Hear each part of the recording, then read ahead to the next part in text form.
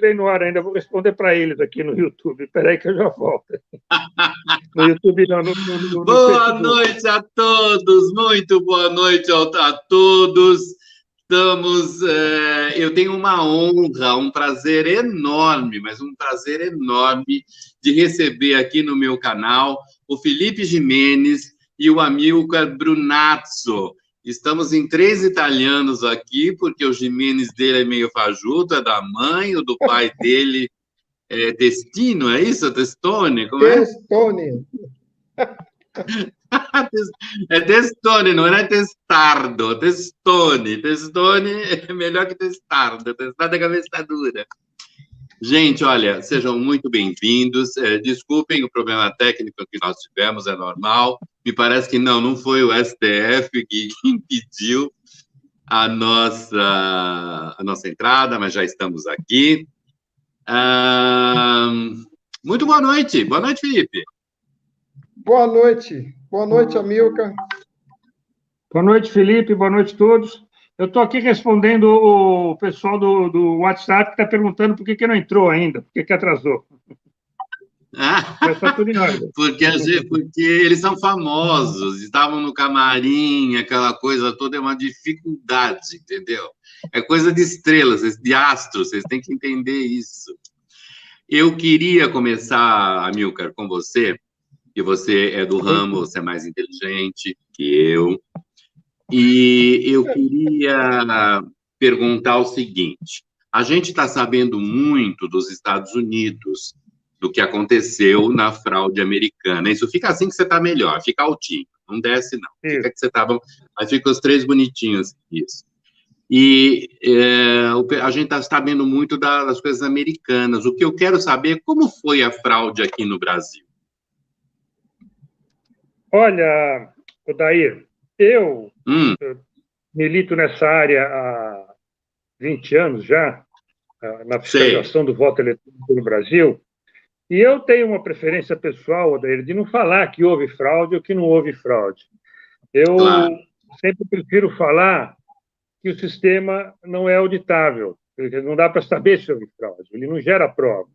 E isso é um grande problema. Quer dizer, se um sistema eleitoral, você não pode verificar se o resultado está certo, quer dizer, o sistema eleitoral ele tem que dar o resultado para o ganhador saber que ganhou, mas ele tem que demonstrar, ele tem que provar para o perdedor que o perdedor perdeu. O perdedor tem que sair convicto que, não, eu perdi. E isso nosso sistema não faz, ele não tem como fazer, ele não tem como provar o resultado. E permite todo tipo de especulação.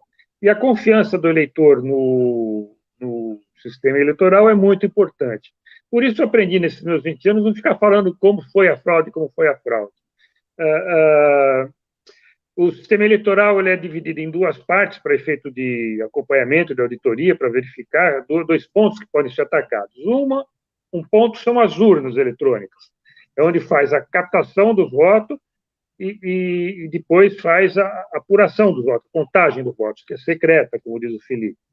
A segunda etapa é quando esse resultado, o boletim de urna, é transmitido e vai para a totalização. Isso é feito nos computadores, dos cartórios e dos tribunais. Então, são 2 pontos bastante distintos, equipamentos distintos, software distinto, que funcionam em momentos distintos e que podem ser atacados de formas distintas. Então, pode ter fraude num ou fraude no outro. A totalização no Brasil daria para ser auditada, mas não dá na prática porque tem outras dificuldades. Por exemplo, esse BU impresso que o TSE fala que tem, ele emite um QR Code, a gente poderia ler esse QR Code para verificar depois. Só que o QR Code está mal impresso, a qualidade é baixa e nenhum leitor consegue ler o QR Code, porque a impressão da urna é de má qualidade. E a gente acaba não conseguindo fazer essa auditoria que daria para fazer se desse, né? Então, infelizmente, aqui no Brasil a gente não tem como fazer auditoria e se o sistema foi atacado, no caso do Brasil, ou no software da urna, ele foi adulterado para desviar voto em alguns lugares, não em todos os lugares, ou se foi na totalização, aquele tempo que ficou parado lá, eles dizendo que estava consertando a placa, ou que estava quebrada, e era mentira, quer dizer, não estava... Depois eles falaram que não era placa nenhuma. Então, eles estavam consertando a coisa errada, às 9 horas da noite do dia da eleição, eles estavam tentando consertar o que não estava quebrado. Então, eles não sabiam o que estavam fazendo. O que eles estavam fazendo nessa hora, ninguém sabe. Eles estavam com os dados na mão. Exatamente. Isso, eu falo sempre como leigo, assumo tudo que eu falo, não quero colocar nada na boca de vocês, claro, nem poderia.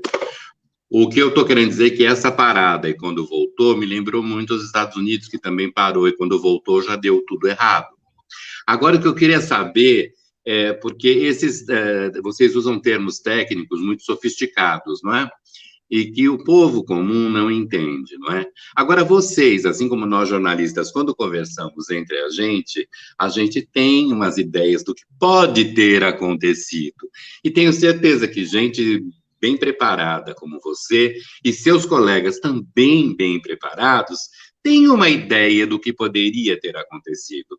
Aqui, então, não vamos acusar nada do que aconteceu, mas o que poderia ter acontecido, por exemplo, para o Boulos, em São Paulo, ter 1 milhão de votos e o Russomano ficar em 4º lugar, depois da parada da urna.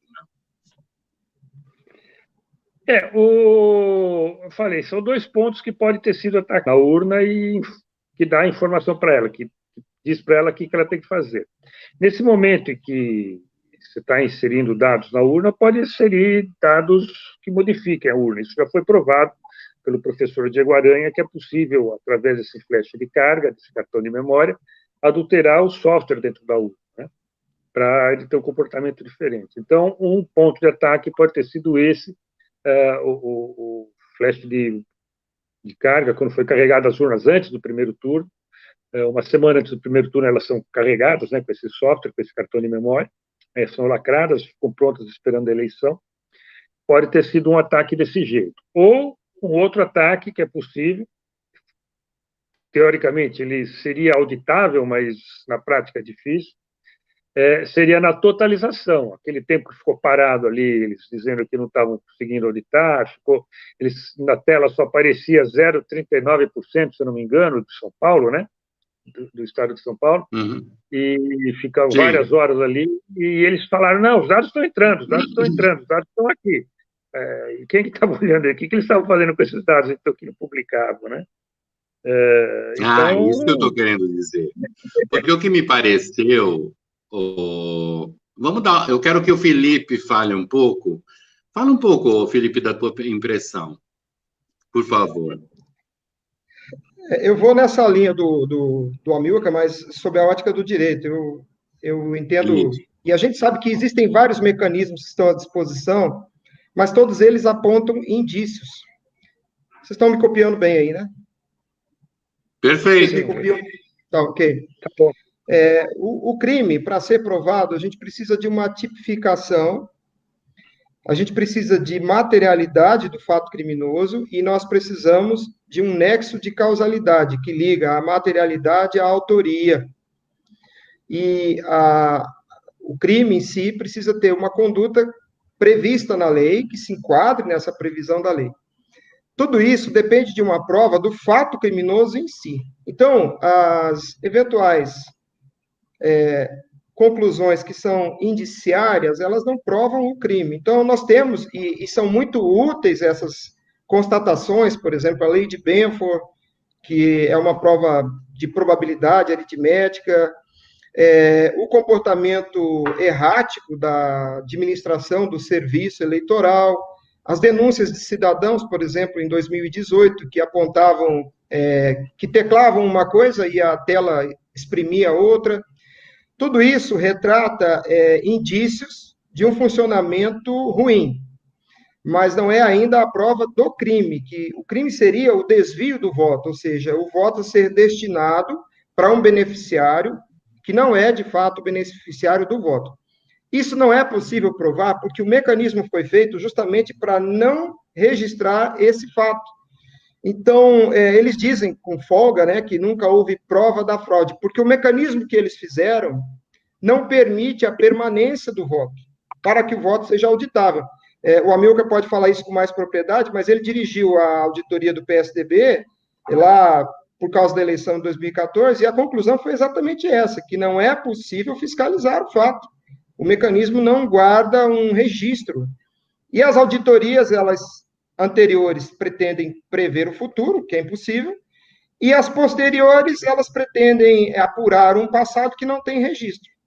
Do ponto de vista jurídico, a apuração secreta de voto é uma ação fraudulenta em si mesma, considerando que nós estamos pretensamente num regime democrático. Então, antes da fraude... Eu acho que está muito correto. Desculpe, Felipe, interromper. Isso que o Felipe acabou de falar é que está correto.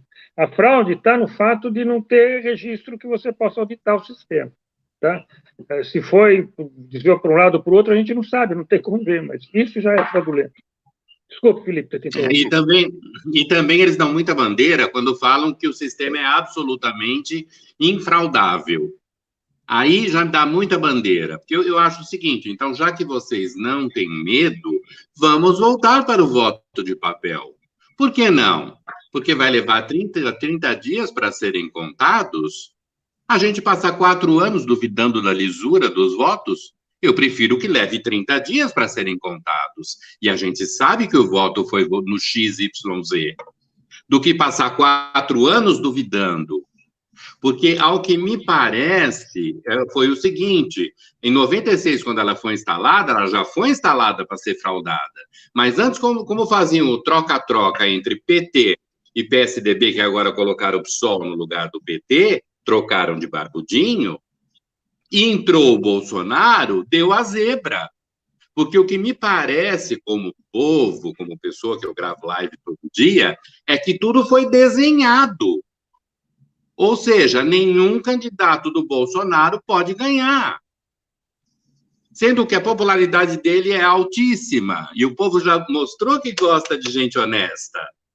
E, de repente, a Câmara Municipal de São Paulo parece uma arca de Noé. Simples assim. É uma arca de Noé aquilo ali. Virou uma arca de Noé. E as pessoas que apareceram vitoriosas, quando eu vejo o Calil em Belo Horizonte, eu fico apavorado. E as pessoas querendo dizer o desespero do Barroso lá, do Boca lá, querendo a todo custo falar que aquilo é absolutamente... não tem como fraudar, é um tapa na nossa cara. E aí vem com a história que você fala muito bem sobre isso, Felipe. Aí me vem com a história que isso vai ser um retrocesso. O retrocesso é fraude. Isso é que é retrocesso, é a fraude. Eu vi uma entrevista do já falei outro dia e ele explicou exatamente essa questão. Podem continuar. O Felipe explicou essa questão do retrocesso. Fala aí, Felipe. O STF faz uma falsa analogia. A gente chama em direito falsa analogia, mas no coloquial é mentira mesmo. Eles dizem que o retorno à cédula de papel é retrocesso, mas a falsa analogia está no seguinte: a analogia é a comparação de seres que têm alguma identidade na substância. E o princípio do não retrocesso é um princípio jurídico, e ele diz respeito à perda na escala de civilidade. Então, nós, povo brasileiro, tivemos, por exemplo, um momento que tínhamos a escravidão, nós olhávamos para o outro ser humano e ele era uma ferramenta de trabalho. Evoluímos na nossa civilidade e abolimos a escravidão. Depois de algum tempo, reconhecemos os direitos políticos da mulher e continuamos evoluindo em termos de civilidade, de cidadania. O princípio do não retrocesso implica exatamente em que a ação do poder público, seja legislativo, executivo e judiciário, não implique num retrocesso nessa escala de aquisição de direito.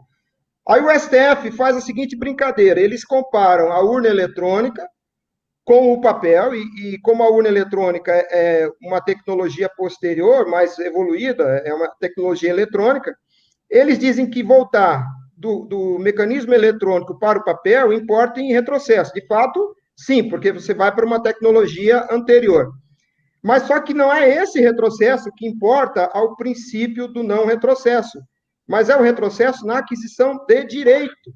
Então, eles fazem propositadamente uma falsa analogia para defender esse ídolo, que é a urna eletrônica. Acontece que lá em 96, nós sofremos retrocesso. Nós retrocedemos na nossa cidadania 60 anos, porque nós voltamos à República Velha. Na cédula de papel, na década de 30, nós ganhamos o direito de realizar o escrutínio público que é inerente ao sufrágio e o exercício privado do voto, porque não é o voto que é secreto, é o exercício. Se o voto fosse secreto, não dava para apurar a eleição, porque não se conheceria o voto. É o exercício que é secreto. E na década de 30, com a cédula, a gente passou a ter o exercício secreto e a contagem pública, o escrutínio público, que é inerente ao sufrágio. Quando eles implementaram a urna eletrônica em 96, nós regredimos. Naquele momento houve violação ao princípio do não retrocesso, porque nós perdemos cidadania. Hoje, retornar à prova física do voto é reconquistar essa cidadania que o Serviço Eleitoral roubou de nós, povo brasileiro. Está absolutamente certo, Felipe, está absolutamente certo. Até 1930, o voto no Brasil era declarado. O cidadão ia até uma pessoa que estava lá, um representante do sistema eleitoral, e declarava seu voto. Essa pessoa anotava o voto e, no final do dia, ela dizia quantos votos foram para cada candidato, né? Era um voto declarado e a pessoa recebia esse voto e punha lá. Eles perceberam que isso daí dava margem à fraude, né, na apuração, aquela pessoa que anotou podia dizer para o coronel, ó, aquele fulano lá votou em ciclano, não sei o quê, né, dava voto de cabresto, tudo isso daí. E criaram, então, com a Revolução de 30, o que o Felipe acabou de falar, a votação secreta em cédula, que é depositada numa urna, e depois a apuração pública dessa cédula. Isso foi o direito que se ganhou em 1930. Saímos do voto declarado para o voto em cédula e apuração pública.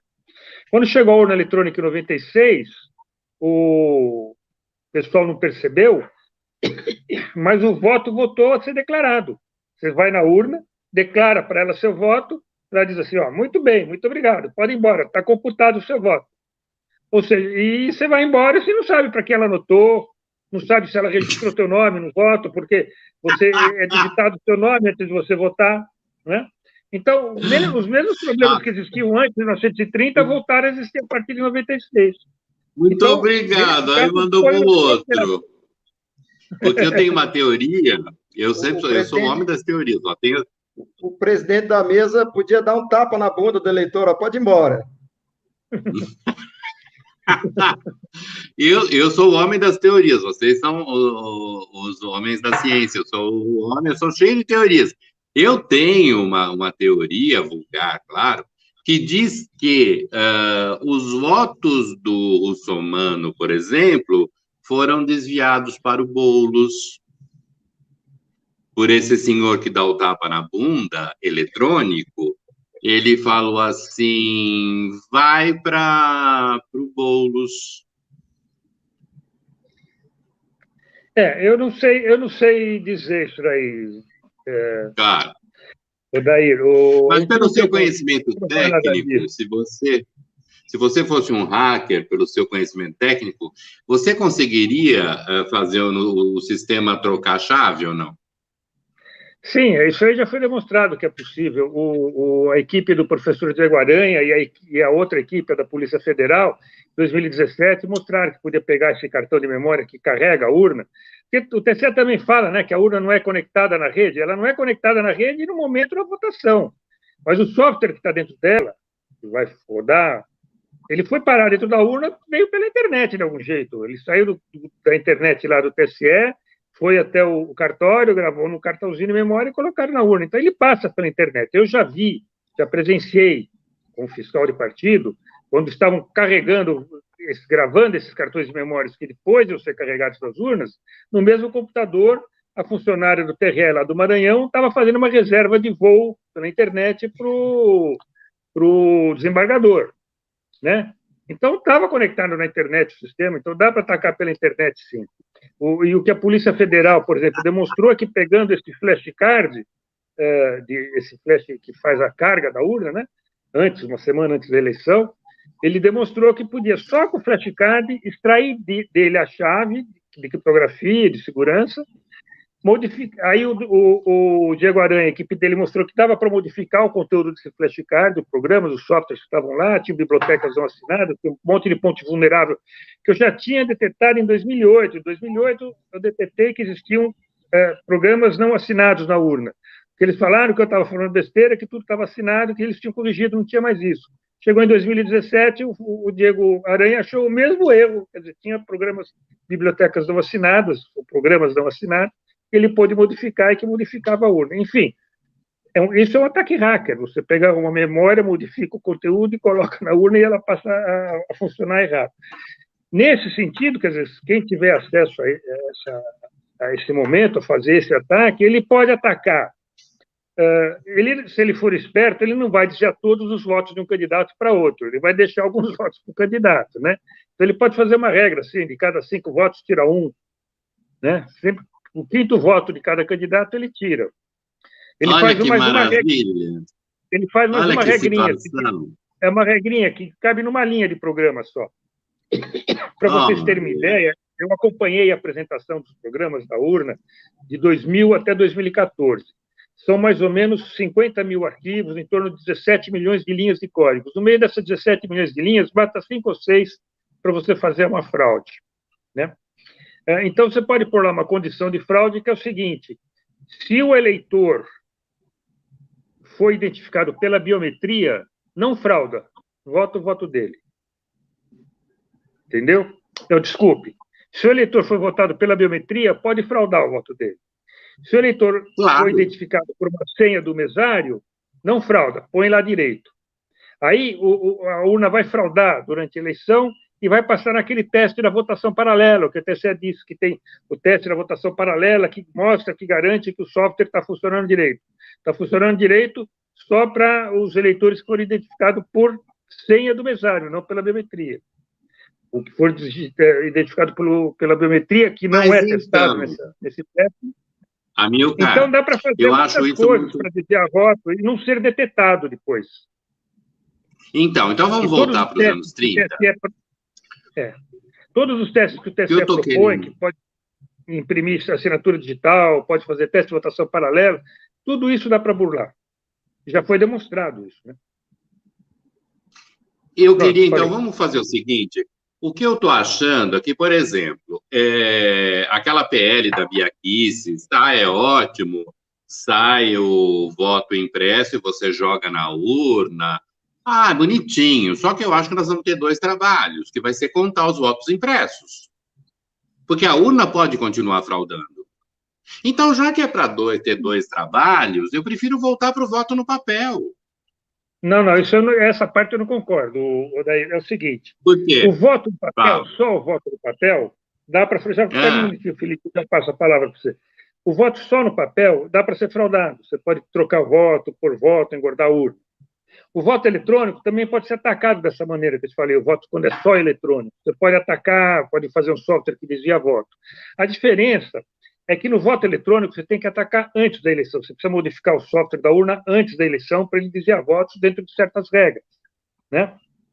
E o voto no papel você tem que atacar depois da eleição. Você tem que ir lá na urna, no teu papel e trocar voto lá de dentro para fazer. E para você sincronizar as 2 fraudes, fazer que a fraude eletrônica feita uma semana antes e a fraude no papel feita 2 dias depois, que elas sincronizem, dê a mesma fraude para poder passar, senão vai dar sinal que tem o erro. A hora que um voto não bate com o outro, é sinal que está errado.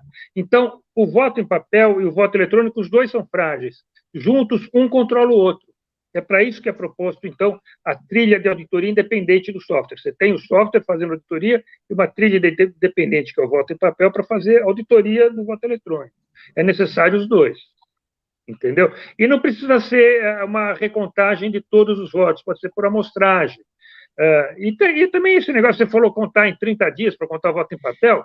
Eu acompanhei a eleição no Uruguai e na Argentina, em que eles contavam o voto no papel em 2 horas, em meia hora até, se era 150, 200 eleitores da sessão, eles contavam em meia hora na sessão eleitoral. Eu dei um exemplo extremo para dizer que eu prefiro esperar 30 dias do que ficar 4 anos duvidando da seriedade da coisa.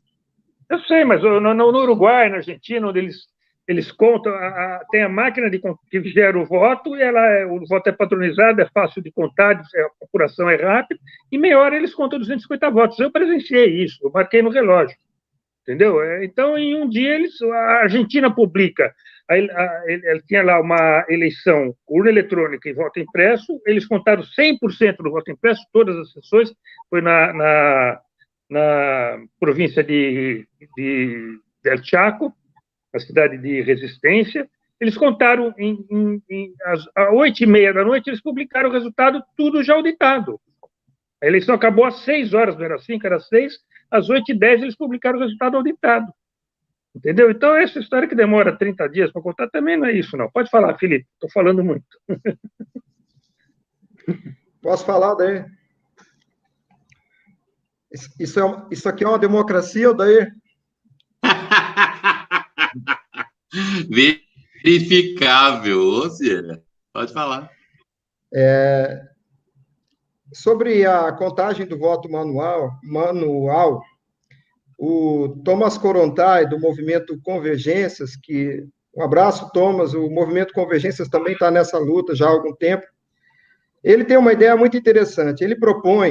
O Thomas Korontai propõe que se faça a contagem das cédulas físicas na própria sessão, porque aumentou muito o número de sessões e os votos a quantidade é muito menor, a gente tem em torno de 500, 600 votos por sessão, e se os próprios cidadãos daquela sessão se voluntariarem e houver uma seleção ali entre eles, voluntária, livre, para fiscalizar junto com os representantes de partido, todas as sessões podem contar os votos ao mesmo tempo. E, assim, você terá todas as sessões contando 500 votos. Isso é muito rápido, e você faz a contagem do voto físico, a sessão produz o boletim daquela sessão, com a assinatura e o testemunho dos cidadãos que acompanharam a fiscalização, e depois é só fazer a somatória dos boletins. Então, a própria contagem física pode ser muito rápida, não precisa se centralizar em grandes centros, como se fazia antigamente, porque isso cria um monte de embaraços logísticos, e nós teríamos a efetiva participação do cidadão, porque eu quero aproveitar esse momento para falar, não há democracia se não houver sufrágio universal, e para que haja sufrágio universal, eu já vou falar sobre isso etimologicamente, é imprescindível que ocorra o escrutínio público, e público significa no domínio do povo, no domínio do cidadão, no domínio cognitivo do cidadão. A Corte Constitucional Alemã e também a Corte Constitucional da Índia, essas cortes constitucionais rejeitaram o sistema puramente eletrônico, justamente porque é direito do cidadão fiscalizar a contagem dos votos. Isso é mais importante. Eu vejo as pessoas debatendo as formas possíveis de fraude, e, na verdade, a gente tem um problema antecedente. O sistema eletrônico roubou de nós a nossa cidadania. As pessoas precisam entender isso. A eleição é um ato cerimonial direto de participação do povo, é um ato do povo, não é do serviço eleitoral. O serviço eleitoral deve ser servidor. O serviço eleitoral se comporta desde 96 como uma equipe de garçons que você contratou para dar uma festa na sua casa, e eles botaram você para lavar a louça e eles estão lá bebendo na sala e contando piada. É o que está acontecendo.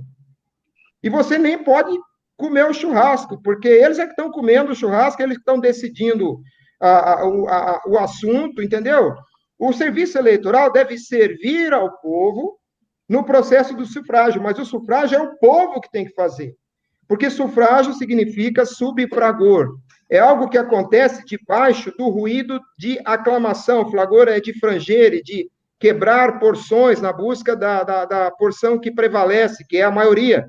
No regime democrático, se encontra a solução das vontades divergentes pela localização da fração da maioria. E isso importa na identificação da minoria, porque o Alexandre de Moraes disse que a maioria é ditatorial. Ora, o único regime que despreza a maioria é justamente o regime ditatorial, porque quando existe minoria, temos democracia, porque para uma ditadura não importa nem maioria, nem minoria. Então, o sufrágio é justamente esse momento em que todos deliberam e se ouvem. O sufrágio é exatamente aquilo que acontecia lá nas ágoras gregas, quando os cidadãos se reuniam e debatiam o destino da cidade-estado. A ideia de cidade-estado é lato sensu, né? O Brasil seria uma cidade-estado nesse conceito. Ali na ágora grega, todos se ouviam. Como que nós nos ouvimos? Nos certificando dos votos que foram dados e contando todos. É imprescindível a participação do povo no escrutínio de voto. O serviço eleitoral acabou com isso, porque o sufrágio é um universo formado pelos cidadãos no momento de deliberação. Universo é unus versus, tornado um, versus é passado de verter, é tornado um. Você pega vários indivíduos e os torna um por um nexo lógico de identificação. Então, nós nos tornamos um universo no momento em que nos juntamos para decidir o destino do nosso país.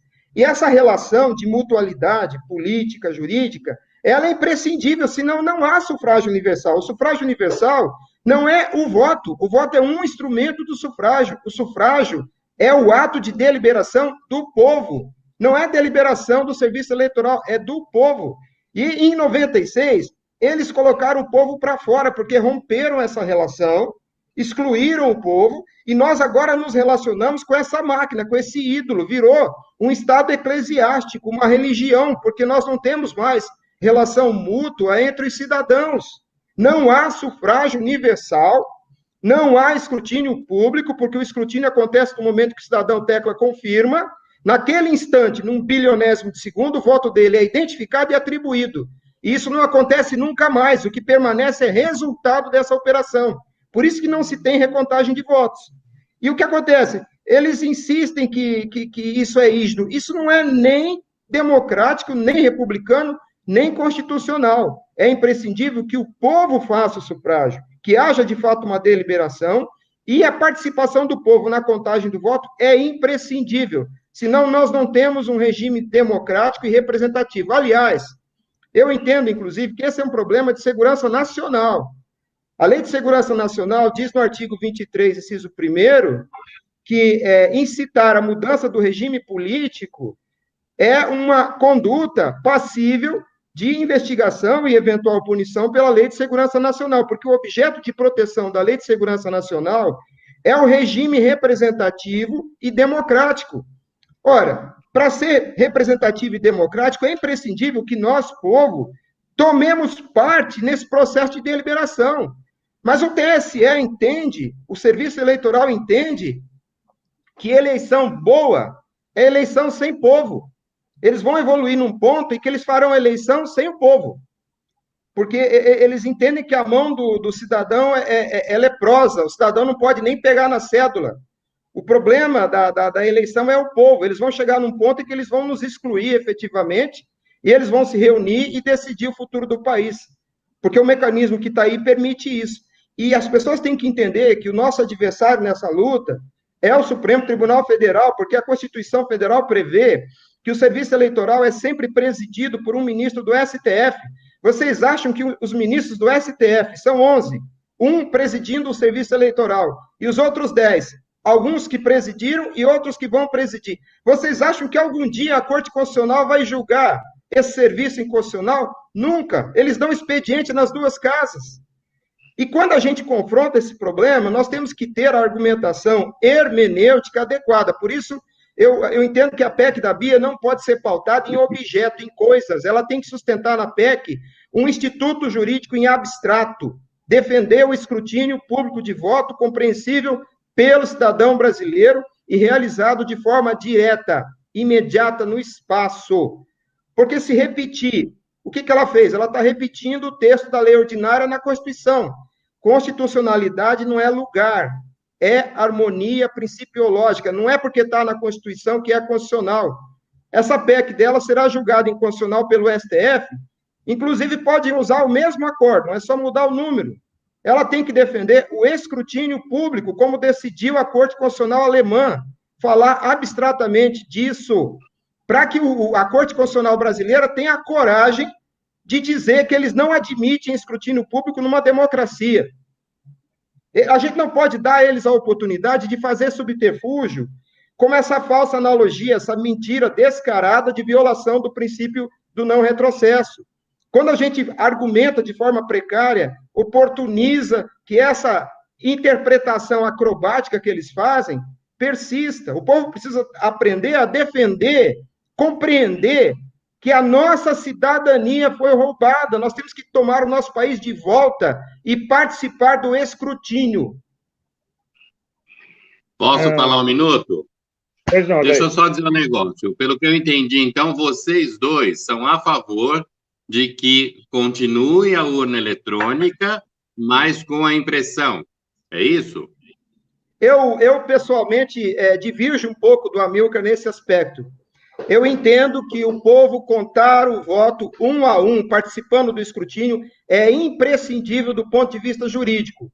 Eu entendo que a urna pode ser aproveitada como um elemento estatístico de apuração de resultado, mas o que deve prevalecer é o cômputo do voto físico, porque só o voto físico é capaz de ser conhecido pelo cidadão. Só o voto físico permanece no domínio do povo, na compreensão, na cognição do povo. Esse é o teor, essa é a razão de decidir da Corte Constitucional Alemã. E eu insisto na Corte Constitucional Alemã, porque os caras são ponta de lança em tecnologia.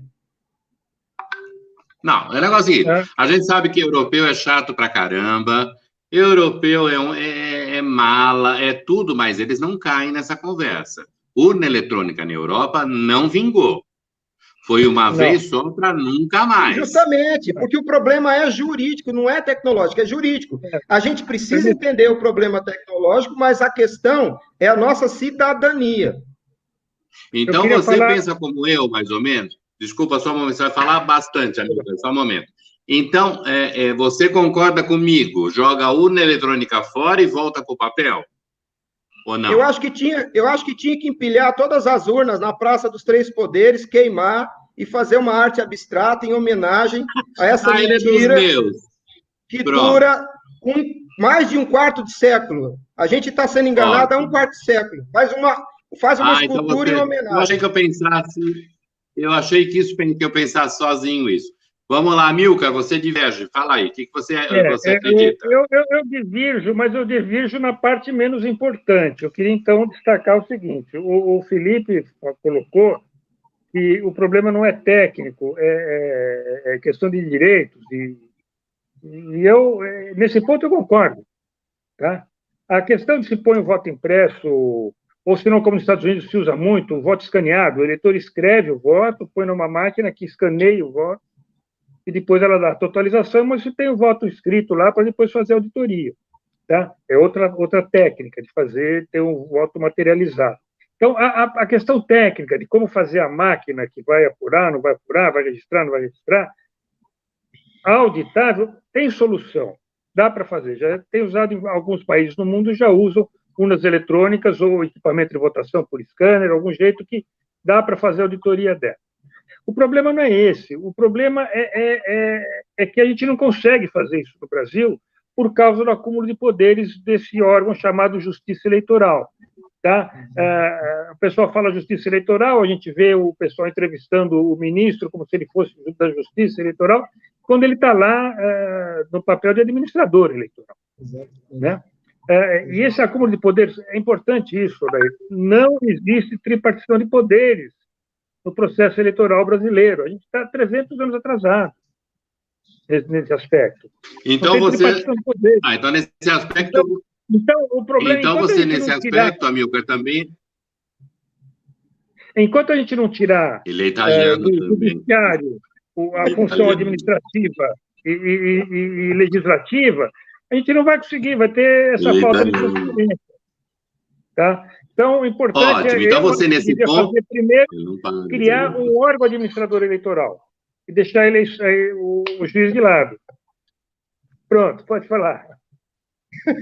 Tá bem, é italiano, a gente sabe que a gente é italiano, um fala em cima do outro. Deixa eu te falar. Ficou todo assim.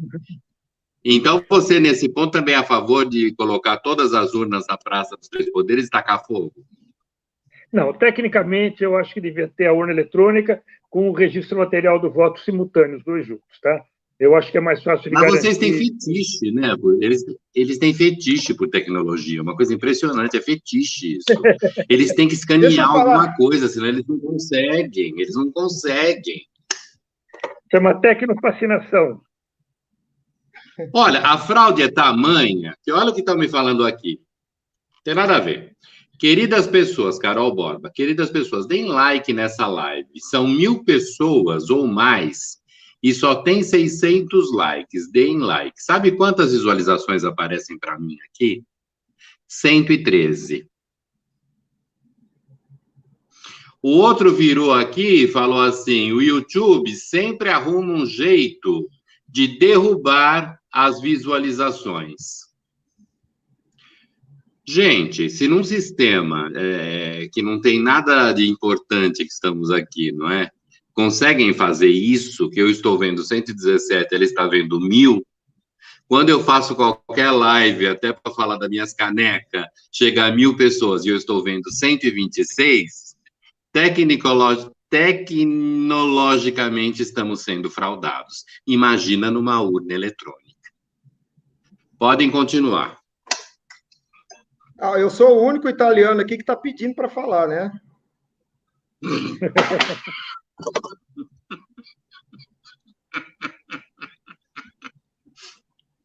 Fala, Cáspita. Agora está em silêncio, ele não fala. Tá, é o seguinte, a compreensão de tecnologia faz parte do sofisma lá do STF, e eu queria tocar nesse assunto. Mas antes, porém, um parêntese. Eu quero falar sobre essa tirania paraestatal, esse deep state das plataformas digitais. Há uma compreensão generalizada, equivocada, a respeito da nossa relação jurídica com as plataformas digitais. Eu vou adiantar. É uma relação jurídica consumerista onerosa, onde nós, cidadãos, somos tecnicamente hipossuficientes, merecedores de proteção dos princípios do direito do consumidor e da qualidade de aderentes no contrato de adesão. Hermeneuticamente, nós somos parte tecnicamente hipossuficiente e as cláusulas desse contrato de adesão que violem o nosso direito de expressão, a nossa cidadania, essas cláusulas são abusivas, são ilegais. O povo brasileiro deveria começar a ajuizar ações contra essas plataformas digitais, porque não é uma relação contratual gratuita, é uma relação consumerista onerosa e o preço é pago por permuta. O meu pagamento é a minha audiência, porque eles vendem a minha audiência, eles só vendem propaganda nas plataformas, porque eles têm a minha audiência para vender essa propaganda. Eu ofereço a minha audiência e eles me dão como contraprestação deles a possibilidade de usar a plataforma. Não é uma relação gratuita, e é uma relação de consumo, e é um contrato de adesão. Esse ataque de censura, esse ataque de censura é abusivo, é ilegal. As plataformas estão exercendo poder que eles não têm. Só uma pequena observação. Quando você, no sistema, não paga pelo serviço que você recebe, porque é você que está sendo vendido. Você é o produto. É bem isso. Mas as pessoas pensam que a relação com As pessoas pensam que a relação com essas plataformas é gratuita e não são capazes de processar essas plataformas. Elas têm que ser processadas por dano moral, porque elas estão usurpando a liberdade de expressão do cidadão. No contrato de adesão, nós, aderentes, temos que ser tratados como hipossuficientes. A interpretação do contrato deve ser a favor de nós, consumidores, aderentes nesse contrato de adesão. A postura tem que mudar a respeito disso. Bom, fecha o parênteses. Fecha o parênteses. Eu quero falar agora sobre a questão da tecnologia. Tecnologia é do grego técnico, arte humana, artifício. O logia é de estudo, estudo do artifício, mas diz respeito ao artifício humano. A raiz latina disso é arte, arte de artifício, que é a capacidade do humano de realizar trabalhos por meio do seu conhecimento e o uso de instrumentos. Então, tecnologia é a capacidade de uma ferramenta de realizar determinado trabalho. Não é a modernidade que define a tecnologia da ferramenta. Se eu pegar um iPhone último tipo, eu não sei, deve ser 12, e tentar trocar o pneu do meu carro com o iPhone, ele não presta, porque ele não tem a tecnologia para realizar esse trabalho. Ele é moderno, mas não tem a tecnologia para realizar o trabalho. As pessoas têm que entender o que significa tecnologia, é a capacidade da ferramenta de realizar trabalho. E a urna, seja de que forma for, eletrônica, de couro, de madeira, seja o que for, ela tem que permitir o exercício privado do voto e o escrutínio público, senão ela não tem a tecnologia para esse trabalho. Essa parte eu estou 100% de acordo. Perfeito. Como é que a gente resolve isso? Amilcar? Bom, a minha proposta, o que eu sempre digo quando dou palestras, é que precisava separar, começar pela tripartição de poderes no processo eleitoral, começar a criar um órgão que faça a administração eleitoral, independente do legislativo, independente do executivo, como o Ministério Público, por exemplo, teria um órgão eleitoral, independente do judiciário também. O primeiro passo teria que ser esse. A normatização da eleição podia ser a cargo do legislativo. E a justiça eleitoral não precisava ser eleitoral, podia ser justiça comum. Tá? Então, o primeiro passo para mim tem que ser esse, porque se enquanto não fizer isso, enquanto tiver um soberbo e supremo ministro que manda o processo eleitoral, e quando ele reclama que ele não fez direito à coisa, por exemplo, você não entendeu o princípio da publicidade, como se disse lá na Alemanha, aí você vai pedir para julgar, quem vai julgar é ele. Ele vai julgar se ele, como administrador, cumpriu a lei que ele vai interpretar como que deve ser a lei. Então, ele nunca vai se julgar culpado ou errado. Então, enquanto não resolver esse problema, a questão tecnológica, se é com voto impresso pela urna, se é com voto escaneado, seja lá o que for, tem solução técnica que a gente consegue fazer, que atenda aos interesses. Tem problema de custo sempre, né? Mas o problema é jurídico. Enquanto você não tirar esse acúmulo de poderes, deixar juízes supremos mandando na eleição, fingindo que são juízes, eu gostaria depois de falar sobre essa última intervenção do Barroso, quando foi explicar por que estava atrasada a apuração do primeiro turno, tá? Mas vamos falar mais para frente. Então, essa é a minha proposta, tem que começar separando os poderes. Mas eu não sei se a gente tem tempo, porque, pelo que eu estou entendendo, o plano é tirar... Porque, pelo que eu estou entendendo, o plano é tirar Jair Bolsonaro em 2022. Porque, pela calma que eu vejo o baixinho aqui de São Paulo, a calma dele é tamanha porque a certeza de que ele será presidente é muito grande. Então, com essa urna, do jeito que nós estamos, nós perderemos, sim, Jair Bolsonaro em 2022, com certeza. Com a mesma cara de pau que elegeram o Calil em Belo Horizonte. O cara que fechou tudo. Ou seja, tem boi na linha, e nós não temos tempo. Para 2022, como é que a gente faz para não perder Bolsonaro? Porque, o que eu estou entendendo, as pessoas não gostam de gente honesta. O mecanismo, a harmonia dos poderes, não suporta gente que não deixa roubar. Com a palavra, senhores. Daí é o seguinte, eu penso que as urnas hoje deveriam estar apreendidas em um inquérito conduzido pela Polícia Federal, porque não pode o Serviço Eleitoral, ele mesmo, investigar o que ele faz, e a competência para julgar uma eventual conduta ilícita é da Justiça Federal Comum, porque a urna eletrônica não é direito eleitoral. Direito eleitoral é apenas a regulação do pleito, da disputa entre candidatos a respeito do cargo eletivo. O serviço eleitoral é serviço da União como qualquer outro e deve ser processado pela Polícia Judiciária que assiste ao Poder Judiciário Comum. E quem tem que investigar eventual fraude é a Polícia Federal, não é o próprio agente. Eles fazem uma paralaxe cognitiva e dão natureza humana à urna, eles dão subjetividade à urna. A urna deixa de ser objeto para ser sujeito. E aí eles põem a urna no polo passivo, sob investigação, e eles mesmos julgam a urna e absolvem a urna. Só que quando se julga a conduta humana, não é, a máquina não é responsável pelo que faz. Opa, travou. Quando se faz auditoria de instrumentos para apurar a conduta humana.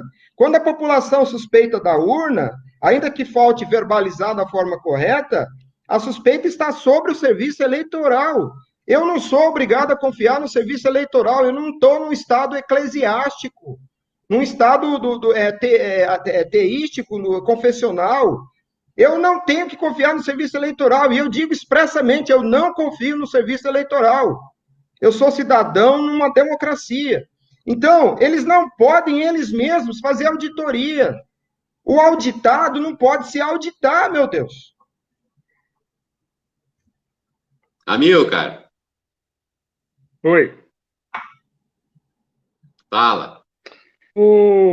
Bom, de imediato, para 2022, aí já complicou. Eu venho dizendo que tem que, primeiro, resolver essa questão do acúmulo de poderes do processo eleitoral, né, da autoridade eleitoral, já faz uns 15 anos, ou até mais, né? Então, eu não sei quando isso vai se acontecer. Aí, o que a gente pode fazer com esse acúmulo de poderes? Não tem o que fazer, eles vão fazer o que eles quiserem. Tá? Não. Veja só o absurdo, eu gostaria de falar um pouquinho agora sobre isso que aconteceu no primeiro turno. Chegou no dia acabou a votação, 17 horas, começou a transmissão dos dados e atrasou. O pessoal estava acostumado a ver o resultado em meia hora, 40 minutos, uma hora. Passou 3 horas e não tinha resultado. 4 horas não tinha resultado. 5 horas não tinha resultado. A imprensa começou a pressionar. O Ministério, o presidente Barroso, o soberbo administrador eleitoral, foi lá dar uma explicação. E falou que os resultados estavam sendo recebidos e acumulados no totalizador, eles só não estavam conseguindo transmitir por causa de uma falha do hardware, lá uma placa, um núcleo que estaria com defeito. Ele disse claramente, já está sendo reparado. Isso às 9 horas, 10 horas da noite. E estava lá junto com ele o secretário de informática, o assessor especial, que era o Galouro, que era da Polícia Federal e foi trabalhar para o TSE para fazer essa compra do software aí, do novo supercomputador, e falaram, o problema é o hardware. Aí foi todo mundo dormir, de manhã o ministro convocou novamente a imprensa e falou, pronto, já resolvemos, o resultado já está publicado, está tudo aí, só que não era hardware, era software. O que eles fizeram, na verdade, foi o velho liga e desliga. Eles desligaram o sistema, religaram o sistema e ele começou a funcionar. Então, não era o hardware. Quer dizer o que é isso? Que às 9 horas ou 10 horas da noite, do dia da eleição, o gerente-geral administrativo da eleição, o senhor Barroso, e sua equipe técnica, lá, o secretário de informática, não tinham a menor ideia do que estava acontecendo. Eles compraram lá um supercomputador sem licitação, com parecer do secretário de informática, disse que não precisava de licitação porque era só um fabricante, com parecer do seu Garolo, que disse que precisava fazer uma centralização da totalização. Pegaram esses pareceres, fizeram a licitação, e o negócio não estava funcionando, e eles não sabiam por quê. Eles estavam tentando consertar coisa errada, eles estavam tentando consertar o núcleo do hardware, do supercomputador, e não era esse o problema. Eles não sabiam o que fazer. Por acaso alguém lá desligou e ligou o sistema e voltou a funcionar. Né? Eles falaram que a inteligência artificial não estava sabendo o que fazer. Então, a gente tem que pensar aí, se é um caso de burrice artificial ou se era burrice natural. Eu acho que era burrice natural esse caso. Né? Então, você veja, vê se isso acontece no Japão, né? Que o responsável pelo sistema eleitoral fica demonstrado, está claro, isso não é discutível, não é opinião minha. Ele mostrou que ele não sabia o que ele estava falando naquela hora. Ele estava, claro, repetindo o que o secretário de informática disse para ele. O secretário de informática não tinha a menor ideia do que estava acontecendo. Falou, não, a gente já está reparando o núcleo do sistema, do equipamento. E não era isso, estava reparando a coisa errada, não era isso que estava com o problema. Ele não sabia o que estava acontecendo. Então, um cara desse já teria sido despachado. Né? Muito obrigado. Você tinha boa intenção, você deu um parecer para comprar esse supercomputador sem licitação, mas você não sabia o que estava fazendo. Tá demonstrado isso, né? Tá. Então, agora, coincidentemente, quando voltou o sistema, voltou tudo do jeito que as grandes oligarquias gostam. Isso. Voltamos para o sistema PT, agora PSOL, trocaram de barbudo, PT, PSDB. E foi uma prévia do que vão fazer em 2022. Por isso que eu digo que Coincidentemente, não sabemos o que está acontecendo. Estamos consertando. E quando consertaram, voltaram com o resultado pronto, na planilha. E as câmaras municipais, Arcas de Noé. Tem de tudo quanto é bicho ali. É uma coisa que você nem conhecia e, de repente, aparece.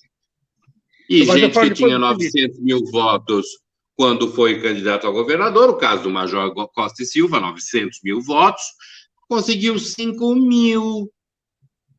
Aí a catadora de couves, não sei do que, do quilombola da periferia, me aparece com 50 mil. Eu falo, não, tem alguma coisa errada. Eu acho que a tecnologia do quilombola é a melhor do que a do STF. Então, o que eu repito aqui, o que a gente faz para 2022 ter um pouco de vergonha na cara? Vamos lá, Felipe, você que é bom. Três caminhos, porque o problema é jurídico. Assim, eu sei que eles usam a tecnologia para violentar a nossa cidadania, mas a solução está no âmbito jurídico, porque o Estado é um artifício jurídico e as questões do Estado têm que ser resolvidas no âmbito jurídico. 3 caminhos. Eu entendo que a soberania nacional está sob risco.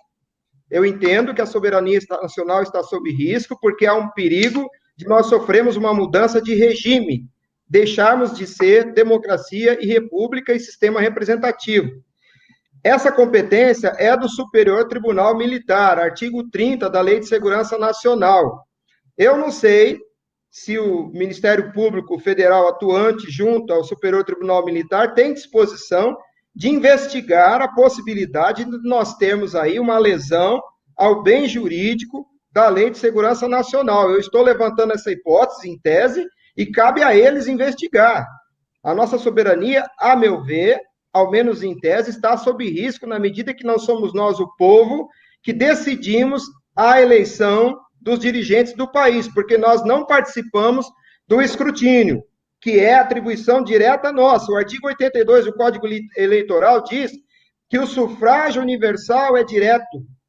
Não só o voto, o sufrágio é direto. Quem tem que debater, fazer a deliberação eleitoral é o povo, não é a oligarquia eleitoral. O segundo caminho é dar andamento aos processos de impeachment que estão no Senado, para que o STF tenha freios. Quem tem que frear o STF é o Senado, mas nós temos lá 80 senadores que são subjugados pelo presidente da Casa, e o presidente da Casa usurpa a competência do plenário ao fazer juízo de mérito sobre os pedidos de impeachment. A competência do presidente da Casa é apenas o exame de pressupostos. O mérito do pedido de impeachment dos ministros do STF deve ser deliberado no plenário. O presidente só deve examinar se o pedido tem viabilidade. Se eu entrar com pedido de impeachment do Delpozo, porque eu acho que eu não gosto do programa, eu vou entrar com impeachment do Delpozo. O presidente do Senado vai dizer, não cabe, o seu pedido não vai ter procedibilidade. É só uma ilustração.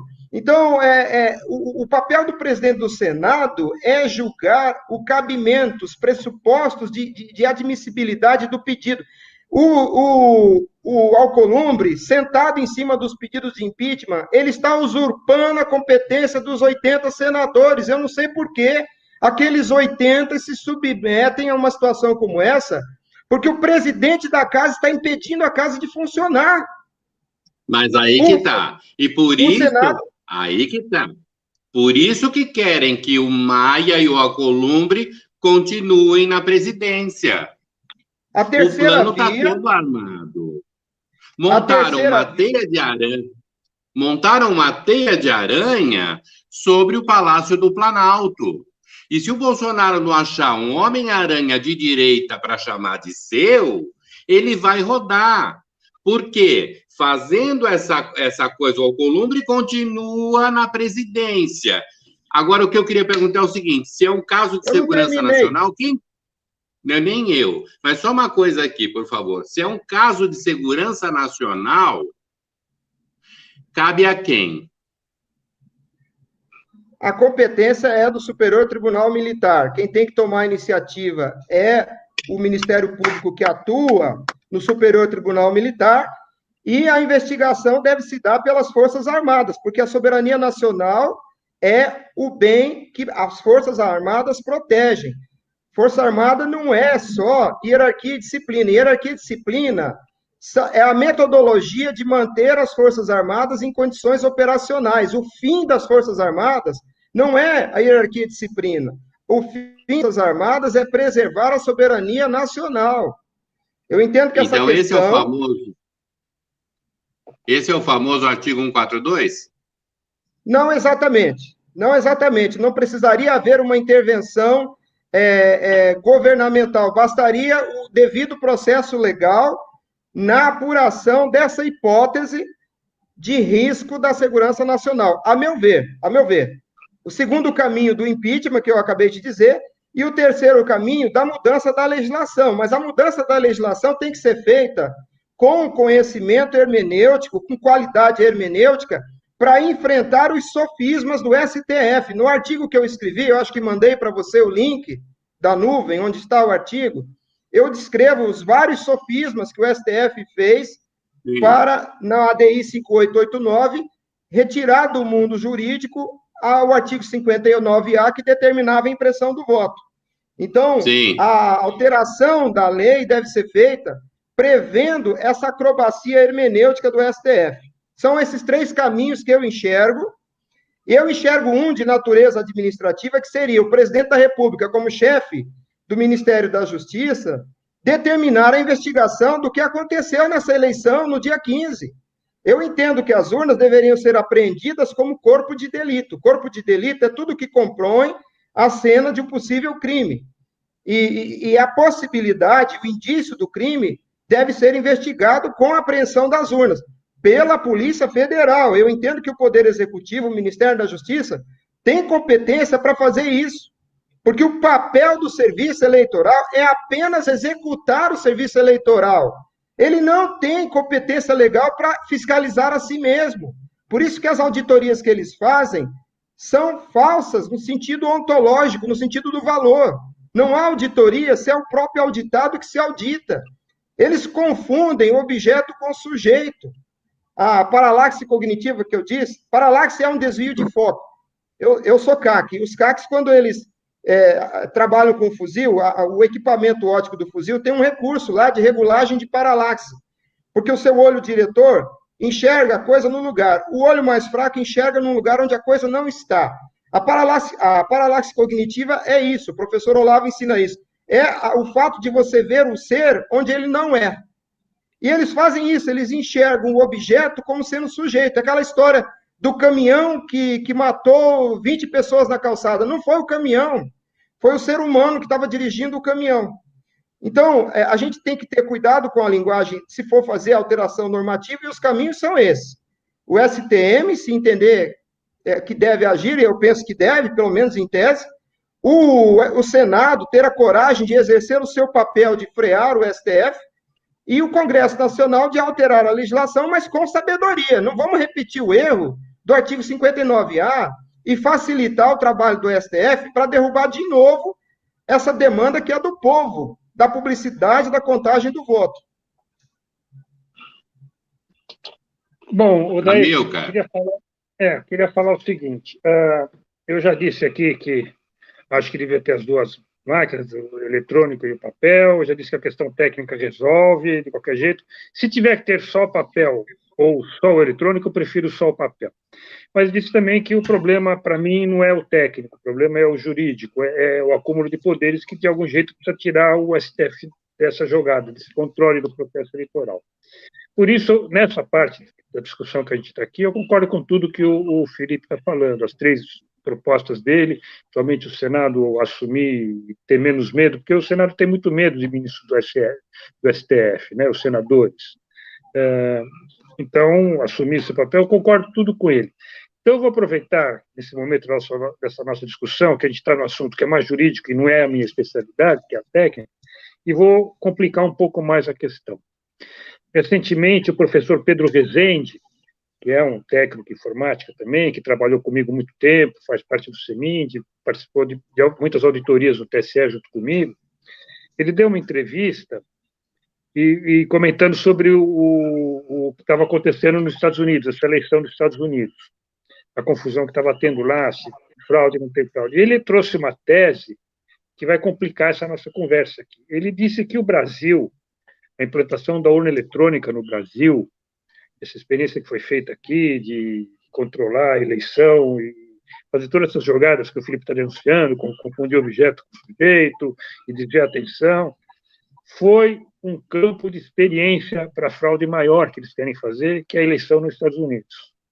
Então, eles fizeram um monte de experiências de como controlar a opinião pública no processo eleitoral, né, como fazer o pessoal... Eu acho muito incrível, eu não consigo entender, eu tenho essa surpresa de ver como o povo brasileiro aceita votar numa máquina que ele não vê o voto dele. Ele vê na tela o negócio e confirma, o voto é gravado. Depois que ele confirma, ele não vê que foi confirmado. E não reclama disso há 25 anos. Eu falei, como que você não reclama? Eu reclamei da primeira vez que eu fui votar, em 96, quando eu olhei isso, falei, pô, mas peraí, isso está errado. Né? Mas ele disse que o Brasil está sendo como se diz, um campo de experiência para uma fraude maior, que é controlar a eleição nos Estados Unidos, ou a nível mundial. Né? Então, só para complicar um pouco a tese aqui, você está preocupado com como vai ser a eleição de 22 no Brasil? Ele está falando, olha, o problema é como que vai ser as próximas no resto do mundo, porque eles estão usando aqui como experiência social, como controlar a população, fazer a população ficar cordeirinha dentro do processo eleitoral que não audita, que ela não tem controle, e fica todo mundo comportado, agora, muita gente batendo palma. Pronto, pode falar. O Congresso aprovou a impressão dos votos, que seria imprimir, e que o STF fez o favor de, por conta própria, de não aceitar isso, de não implementar isso. Pífio, viu? Com argumentos torpes, tudo errado, tudo distorcido. Bisonhos. Foi um argumento para dar esse resultado que a gente está vendo. A Arca de Noé e o Calil, e aqui o Boulos, enfim, para a Arca de Noé está completa. Não sei como o Felipe Neto não ganhou sem nem mesmo ser candidato. É questão de preferências. Aí o negócio é o seguinte, então nós temos para 2022, então, bater na tecla, que é o que tem para mais rápido, bater na tecla de ter a impressão e pronto. Eu acho que tem que mudar a linguagem, Odair. Que linguagem? Nós temos que exigir escrutínio público. Se as pessoas preferirem chamar de contagem, chamem de contagem, mas é a ideia abstrata que tem que ser defendida, não o instrumento.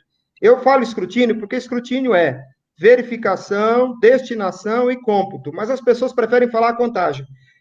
Nós temos que exigir escrutínio público, porque quando a gente exige o instrumento, a gente fala em impresso, em coisa, eles trabalham em cima disso, e dialeticamente fica muito fácil para eles construírem esse acórdão ridículo que eles construíram. Então, nós temos que exigir contagem pública, porque isso é nosso direito cidadão. E como que faz a contagem pública? Através de um mecanismo que apreenda o fato do voto e permita ao cidadão contar o voto. Não há tecnologia para isso. Papel. Então, é impressão. Eu sei, mas acontece que fizeram uma lei falando em papel, a Raquel Dodge foi lá e fez aquela petição absurda, dizendo que a impressorinha ia atolar a impressora. Tem um detalhe técnico aí, para quem é do direito. Existem dois modos de se controlar a constitucionalidade das leis. Existe o concreto e o abstrato. O concreto é quando você leva um caso específico para o juiz e fala, olha, eu sofri uma lesão com base nessa lei aqui, uma determinada autoridade agiu em prejuízo de um direito meu com base nessa lei. E essa lei é inconstitucional. O juiz julga o teu caso, e se ele entender que a lei é inconstitucional e der procedência no seu pedido, ele vai dizer que aquela lei é inconstitucional. Isso aí é controle de constitucionalidade concreto. Ele tem um fato concreto e ele afirma a inconstitucionalidade da norma que deu base para o ato ilegal. O controle abstrato, ele está a nível de pessoas de legitimidade exclusiva, estão lá no artigo 103 da Constituição, e são mecanismos processuais onde se apura o confronto da lei em tese pura, abstrata, diante do contexto constitucional. Então, a única coisa que o STF deveria ter julgado na ADI 5889 é o que está escrito no artigo 59A. O artigo 59A não está determinando que o voto atole na impressora, ele está determinando que se imprima o voto. Se algum incompetente do serviço eleitoral colocar uma impressora que não presta, o problema é dele, a burrada é dele, não é da lei. Só que eles fizeram um presságio de um fato futuro, incerto, mas concreto, porque é a impressão do voto. Então, eles examinaram o fato concreto num exame abstrato de constitucionalidade. Do ponto de vista jurídico, foi um absurdo o que eles fizeram. Um absurdo. E aí, eles fizeram esse absurdo e a comunidade jurídica não fala nada. Eles não poderiam examinar a hipótese da impressão. Eles fizeram um controle concreto na via instrumental do controle abstrato. Se qualquer deles tivessem respondido isso numa prova de concurso, eles tinham reprovado na primeira fase do concurso. Entende?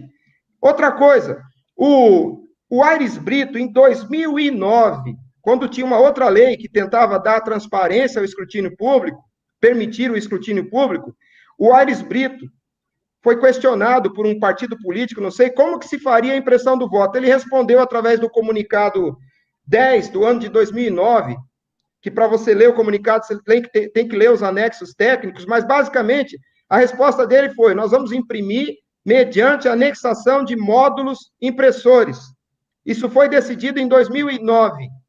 Aí chega o Gilmar Mendes em 2016, 2017, e não cumpriu a ordem do artigo 59A, que era viabilizar a eleição pela impressão do voto. Bastava ele ter seguido a orientação que o Aires Brito já tinha determinado em 2009. E aí ele ficou girando em torno de uma necessidade de uma impressora fantástica, que teria que vir de outro planeta e tal, e no fim das contas custaria muito caro, e por isso não houve impressão do voto. Só que ele ficou girando em torno dessa hipótese aí, eu entendo que ele cometeu um erro, inclusive um erro grosseiro, porque o Fux, logo em seguida, quando o Fux assumiu, não sei se vocês lembram, ele fez a licitação para aquisição de módulos impressores. Ele fala isso no acórdão da ADI 5889. Ele fala, inclusive, eu não vou participar do julgamento porque eu fiz a licitação para comprar os módulos impressores. Entende? O Fux fez exatamente o que o Aires Brito tinha determinado em 2009. Por que o Gilmar Mendes não fez isso em 2016, 2017? E inviabilizou a eleição de 2018.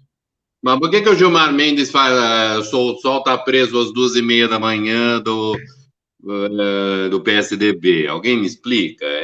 Coisinhas que só Gilmarzinho pode explicar, não é? E que o senso comum sabe bem. Então, eu quero fechar o seguinte, eu devo ir a Brasília, vou à manifestação em Brasília, que eu devo fazer alguma coisa em Brasília também, no dia 6, pedindo o voto impresso. A gente já está pedindo o voto impresso para 2022, porque isso já foi aprovado, basta cumprir. Ou seja, temos que fazer... Não, a lei saiu da ordem jurídica, eles julgaram o mérito da ADI 5889 e não existe mais o artigo 59A determinando a impressão do voto. Não existe mais, eles tiraram da ordem jurídica há pouco tempo. Eu sugiro nessa manifestação... O STF, na ADI 5889, tirou da ordem jurídica o artigo 59A. Não existe mais essa previsão de impressão do voto, a não ser que a PEC da Bia seja aprovada. Ela passou apenas na CCJ, não existe determinação legal ainda. A PEC precisa ser aprovada, e se ela for aprovada com esse texto do jeito que está, será julgada inconstitucional do mesmo jeito. Por isso que ela tem que corrigir o texto dessa PEC. Tem que defender o instituto jurídico em abstrato, o escrutínio público.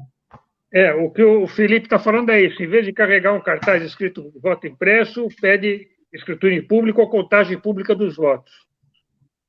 É isso que tem que A ideia é abstrata.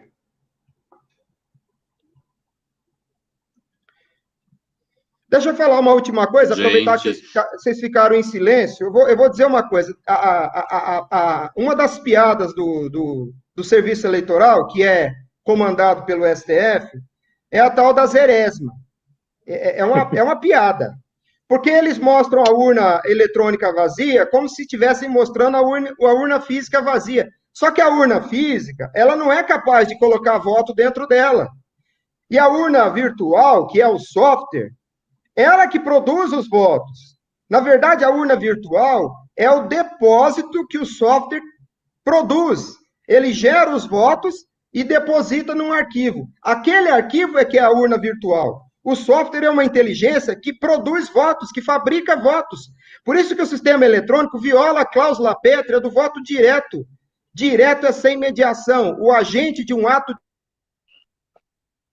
termina o ato metafísico daquilo que está fazendo. O cidadão deveria dar corpo final ao seu voto. E não é o cidadão que faz, é o software. O software produz o voto e coloca na urna. Então é uma piada essa zerésima. Você mostrar que o software está vazio quando ele próprio é capaz. Quando você digita, confirma. Então, essa história está cheia de mentiras, de piadas. As pessoas precisam ler a respeito. Eu queria que você espalhasse aí o link do artigo e as pessoas se dessem ao trabalho de ler e entender essa história, porque é uma cebola, são várias mentiras, são várias folhas de mentira, uma sobre a outra. Não, então eu acho que o cartaz tem que ser outro. O cartaz tem que ser superior Contagem pública de voto. Contagem pública de voto. Superior Tribunal Militar já. Contagem pública de voto. Esse é o outro cartaz, são 2 cartazes. E o Superior Tribunal Militar? Eu não sei se os caras têm coragem para fazer isso. A Naomi, que é uma japonesinha, uma menininha, eu acho que ela tem mais coragem que muita gente de farda, eu não sei. Não sei se você conhece a Naomi, irmã da doutora... como é que é o nome Isso, ela é irmã da doutora. Aquela japonesinha lá tem mais coragem que um monte de gente lá em Brasília. Eu não sei se eles têm coragem de investigar esse negócio. Então a gente tem que exigir. Então, eu acho que tem que ter 3 cartazes, então. 3 cartazes. Superior Tribunal Militar, escrutínio popular, escrutínio impeachment. Público e artigo 142. E tem que andar os impeachment que estão no Senado, né? A gente tem que pressionar os senadores, porque enquanto aqueles impeachments não andarem, a gente vai continuar nessa situação aí. O STF vai continuar usando o pós-positivismo para não cumprir a lei. Tem um livro do Barroso que ele diz o seguinte, que o pós-positivismo é uma ferramenta hermenêutica belíssima, porque o juiz ele encontra a justiça fora da lei, porque a justiça não está na lei, está fora da lei. Ué, se está fora da lei, está onde? Está no foro íntimo. É a cara dele, mas põe íntimo nisso. É a cara dele, né? É a cara dele, né? Mas põe íntimo nisso. Olha, a situação está pior do que eu pensava, viu? Nós vamos ter que fazer outra live. Nossa Senhora, que mamamia. Um outro aspecto para a gente analisar é por que a população, o povo e a imprensa não percebe isso, que está sendo manipulada, e há 20 anos está sendo manipulada, sendo enganada. Essa piada da zerésima, por exemplo, é uma, né? E eles não percebem como que funciona essa psicologia social aí, que o pessoal aceita esse poder absoluto, sabe, não tem tripartição de poderes no processo eleitoral, e o pessoal aceita isso. Porque antes, teu rosto está desviado, Felipe, porque antes, isso, põe o rostinho todo para a gente ver, porque antes tinha PT e PSDB e as pessoas achavam que eles eram opositores, enquanto que a gente hoje sabe que o PSDB é o PT que toma banho. Então, as pessoas aceitavam, porque faziam uma alternância, o que o Olavo chama de teoria das tesouras lá, que eu chamo de troca-troca, que o povo entende melhor. Que é... né? Entendeu? Então, por isso que aceitavam. Agora ganhou o PT, agora ganhou o PSDB, mas aí entrou a zebra, que foi o Bolsonaro. Aí os caras tiveram que chutar o pau da barraca com tamanha força que foi esse resultado de urna que é apavorante.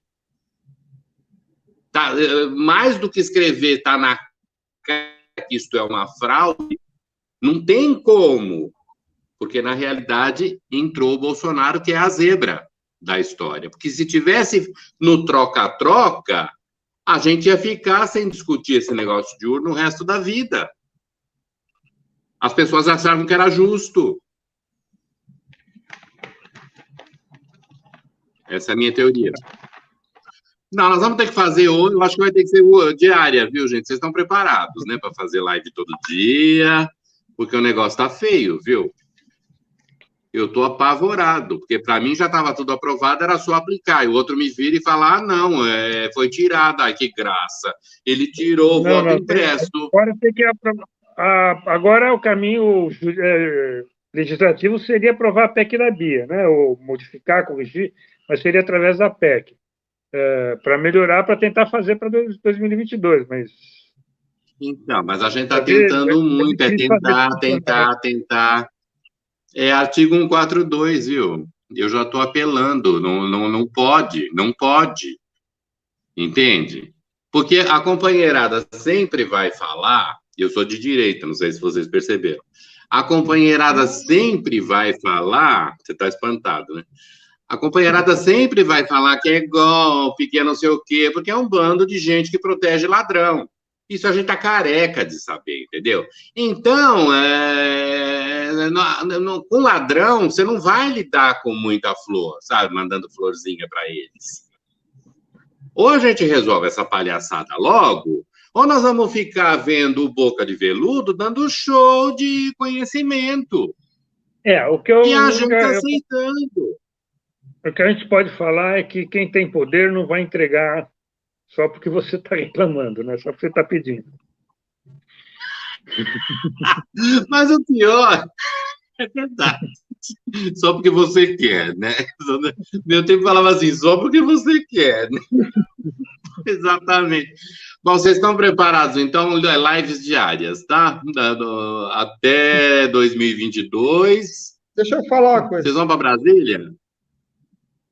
Olha, eu já estou me afastando disso. Eu consegui, com esses 20 anos de luta, criar um monte de gente consciente. O Felipe é um deles aí, que já está levando essa luta adiante.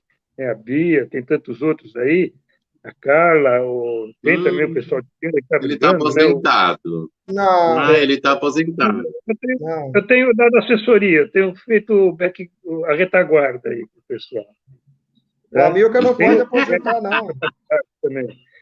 Tem outros técnicos que fazem parte do FEMIND, o professor Clóvis, do ITA, tem um professor na Poli muito bom, chama Marcos Simplício, conhece bem esse processo, que já esteve lá também. Tem muita gente boa aí, o professor Pedro Rezende de Brasília, para ajudar também. Eu fico dando na retaguarda as sugestões aí. Eu tenho um repertório... O Amilcar é testemunha da história, ele não pode aposentar. Ele viu a auditoria lá no Tribunal Regional Eleitoral, que os caras digitaram na urna e a tela dizia que aquela informação não correspondia com o teclado, que era o que todo cidadão reclamava em 2018, que digitava uma coisa, aparecia outra. Aí, quando aconteceu isso, o agente do Serviço Eleitoral trocou a urna, como se você tivesse numa cena de crime. E aí chega o investigador e olha para o cadáver, não gostei desse cadáver, troca o cadáver para a gente fazer a fiscalização do crime, porque esse cadáver está muito desalinhado, pega um mais magrinho lá. Fizeram isso na frente do Amilcar. Eu já então, o que eu posso fazer muito é contar todas as histórias que eu já experimentei, né? Por exemplo, eu falei aqui de a pessoa reservando voo pela internet para o desembargador quando estava gerando flecha de carga da urna, quando eles estão dizendo que não dá para atacar pela internet o software da urna. tantas outras coisas. Em 2006, em Alagoas, a gente encontrou um monte de urna com defeito, o software, os arquivos, né, os logs da urna com defeitos, aí eles falaram que o defeito tinha sido gerado pela gente quando foi examinar. Eles fizeram tanto rolo. Até teve um caso muito interessante, que eles Quem é o foram colocar um Globo? equipamento com defeito, não perceberam, aí deu problema no dia da eleição, eles esconderam tudo. Você pegar daí, os relatórios do TSE, toda eleição, ele faz um relatório depois da eleição. Quando acabou tudo, ele faz um livrão, um livro mesmo, com todas as tabelas e tudo que acontece, tudo o trabalho. Todas elas têm quantas urnas foram trocadas no dia da eleição. Eles falam, né? 0,7% das urnas deu defeito, foram trocadas sem problemas, a eleição contou. Toda eleição tem lá o 0,7%, 0,8%, 1% no máximo. Em 2006, deixa eu ver, foi 2006, primeira vez que teve o Linux. Não tem essa informação no relatório, porque deu mais de 80 mil urnas com defeito. Eles simplesmente ficaram quietos, não colocaram, e ninguém reclama. Quem que é o Gobo, hein? O Flávio Beal está falando, tem o Gobo. Vocês conhecem algum Gobo? Gobo, conheço. Corcunda de Notre Dame? Quem é o Gobo, Flávio? Não, o Gobo eu não conheço. Ele me telefonou há 3, 4 dias atrás. Aí é um professor de engenheiro, especialista em engenharia aeronáutica, interessado nessa questão da urna eletrônica. Ele já deu aula no INPE, no ITA. Ah, o Gobo? Está tentando se informar. O Gobo? Ele tá Gobo. Ah, então ele tá. Agora eu entendi, ok. Ele está interessado em organizar também. Ele já me convidou para fazer uma live também. Ah, eu avisei então ele que ia ter essa live hoje. Ótimo, Daí, tomara que ele esteja. Oi? Você sabe de onde vem a expressão ditador? Não. O Império Romano, quando enfrentava uma crise muito séria, eles escolhiam no meio do povo uma pessoa esclarecida, e essa pessoa passava a ter o poder de ditar as regras que o império cumpriria para sair daquela crise. Daí nasceu a expressão ditador. Só que o ditador romano, olha que interessante, ele saía do povo, ele tinha um mandato finito, breve, e ele vinha para resolver as crises do império. Nós temos um tribunal que faz a crise, nós temos um tribunal com ministros que têm mandatos quase vitalícios, e eles ignoram o povo. É o inverso do ditador romano, quer dizer, é a caricatura do ditador romano, é o sentido próprio negativo do ditador romano. Não teriam que cancelar essas eleições? Pergunta Marilúcia Miranda da Costa Ferreira.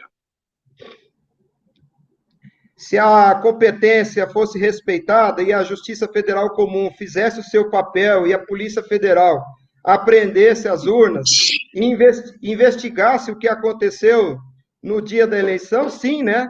Mas nós não estamos vivendo um regime normal, um regime onde as coisas funcionam. Está tudo trocado. Nós não estamos numa república nem numa democracia, porque não é o povo que decide o futuro do país. O povo foi alijado do processo eleitoral. A gente faz uma fantasia, um carnaval quando a gente vai votar, porque aquilo não é sufrágio universal no sentido próprio.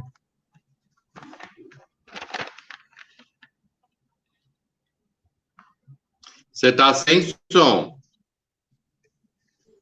Ele está sem som. Você está sem som, Amilcar, E você sem som, eu entro em pânico. Pronto, já tinha desligado para dar uma tossidinha. Marilúcia, é o seguinte, vai pedir para quem anular essa eleição? Você vai entrar com uma ação no TSE e pedir para o Barroso dizer, olha, o administrador eleitoral fez um monte de coisas erradas durante essa eleição, por isso eu peço para o senhor, que também é o administrador eleitoral, para se julgar culpado e anular a eleição. Não tem sentido, nunca vai ser anulada a eleição. Você vai pedir para o cara que Mas fez a o besteira Superior Tribunal... para vestir a toga, colocar a toga e falar, agora você é juiz, julga o que você fez. Se você Mas merece o ser Superior... Mas uma... o Superior Tribunal Militar poderia, Felipe? Não, se eles entenderem que, como eu, a soberania nacional está sob risco e exercerem a competência constitucional que tem, sim, né? A gente tem um problema de esquizofrenia, né? Porque o serviço eleitoral, a mesma pessoa que faz o serviço, ela dá um 360, põe a toga e julga o que fez. É um personagem que muda na mesma pessoa, ela vai girando e Ele trocando dá de um personagem. 360. Quando dá um 360 é que é o negócio. Ai, Deixa eu gente, falar, olha... deixa eu falar uma Fala coisinha. o Felipe, você fala o que você quiser, Não, é Felipe. porque eu não falei Isso aqui nada é ainda. É só o Amilcar e você que fala. Todos os testes que a Justiça Eleitoral chama de auditoria, ela oportuniza ao software saber que está sob auditoria. O Amilcar já falou isso várias vezes. E, e sabe aquele filme que conta a história do Alan Turing, o pai do computador, o jogo da imitação? O Alan Turing Ah, desmonta a máquina que fazia as mensagens criptografadas do exército nazista. O filme, o jogo da onde 3 pessoas jogam, um homem, uma mulher e um juiz. E o papel da mulher é convencer o juiz de que ela é homem, e o papel do homem é convencer o juiz de que ele é mulher. Os 3 não se veem, se comunicam de forma indireta, e o juiz deve descobrir a identidade de cada um, através de uma troca de mensagens indireta. E o papel dos jogadores é convencer que eles não são quem são. O teste de Turing, o teste que Turing desenvolveu para certificar as inteligências artificiais é parecido com isso. Um homem conversa, um ser humano conversa com 2 telas, e uma delas é um computador e a outra é uma inteligência artificial. E o papel da inteligência artificial é convencer o juiz de que ela é um ser humano. E as auditorias do serviço eleitoral são sempre assim. Eles perguntam para a própria máquina se a máquina está fraudando a eleição. Mas eles fazem isso de maneira que a máquina sabe que está sendo testada. O curioso é que todos os testes são feitos em dias que não são dias de eleição, ou em horários que não são horários de eleição, ou em circunstâncias de inserção de dados que não são circunstâncias de eleição. Quer dizer, a máquina sabe que está sob teste. E aí ela diz, não estou fazendo nada errado, porque o software é programado para dar respostas em razão de circunstâncias. Então, é uma piada essas auditorias. Não precisa nem entender de programação para perceber que é uma piada. O Amilcar domina esse assunto, ele pode falar mais sobre isso, mas é uma piada as auditorias. As piadas são uma auditoria, uma piada. Aliás, as auditorias são uma piada. É tudo a mesma coisa. Tudo que o TSE apresenta como métodos de auditoria das urnas é tudo falso, né? A auditoria é falsa, né? Nada funciona corretamente. Eles falam que pode verificar a assinatura digital, mas não pode. Você liga a urna e ela printa, né? Ela imprime a assinatura digital dos programas estão arquivados e você fala, bom, então é o software que está dizendo para você que ele está honesto, que ele está com a assinatura correta.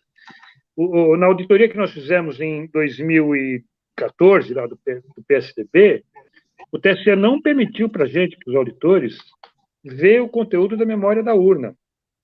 Nós pedimos o software para analisar, que ele tem lá um DVD que eles dizem que fica guardado na sala cofre do TSE. Então, nós pedimos para ver esse software, para ver o que tinha lá dentro.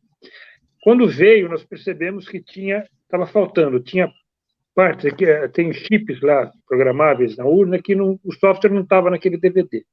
E pedimos, ou seja, tinha coisa na urna que não estava no tal do software que é mostrado para análise de todo mundo. Quando nós pedimos para ver esse software que estava faltando, uma parte era feita pela Brin, uma parte era feita pela empresa Diebold. O da Brin, eles trouxeram lá um código. E o da Diebold, eles falaram, a gente não tem o código, não vai mostrar nada para vocês. Então, tem programa na urna que a gente não pode examinar. Mas aí a BIM trouxe o código, eu falei, tá bom, então esse é o código de você, estava comportadinho, bonitinho. Falei, agora eu quero ver se esse código que você está mostrando é o que está gravado nas urnas, né? Uma coisa é você me mostrar um código, outra coisa é eu ver se o que está na urna é o que você me mostrou. O terceiro não permitiu. Falou, não, olhar dentro da urna não pode, você tem que fazer auditoria sem olhar o que tem na urna. Você conhece alguma auditoria de tecnologia da informação que o perito não pode conferir a memória do equipamento que ele está periciando?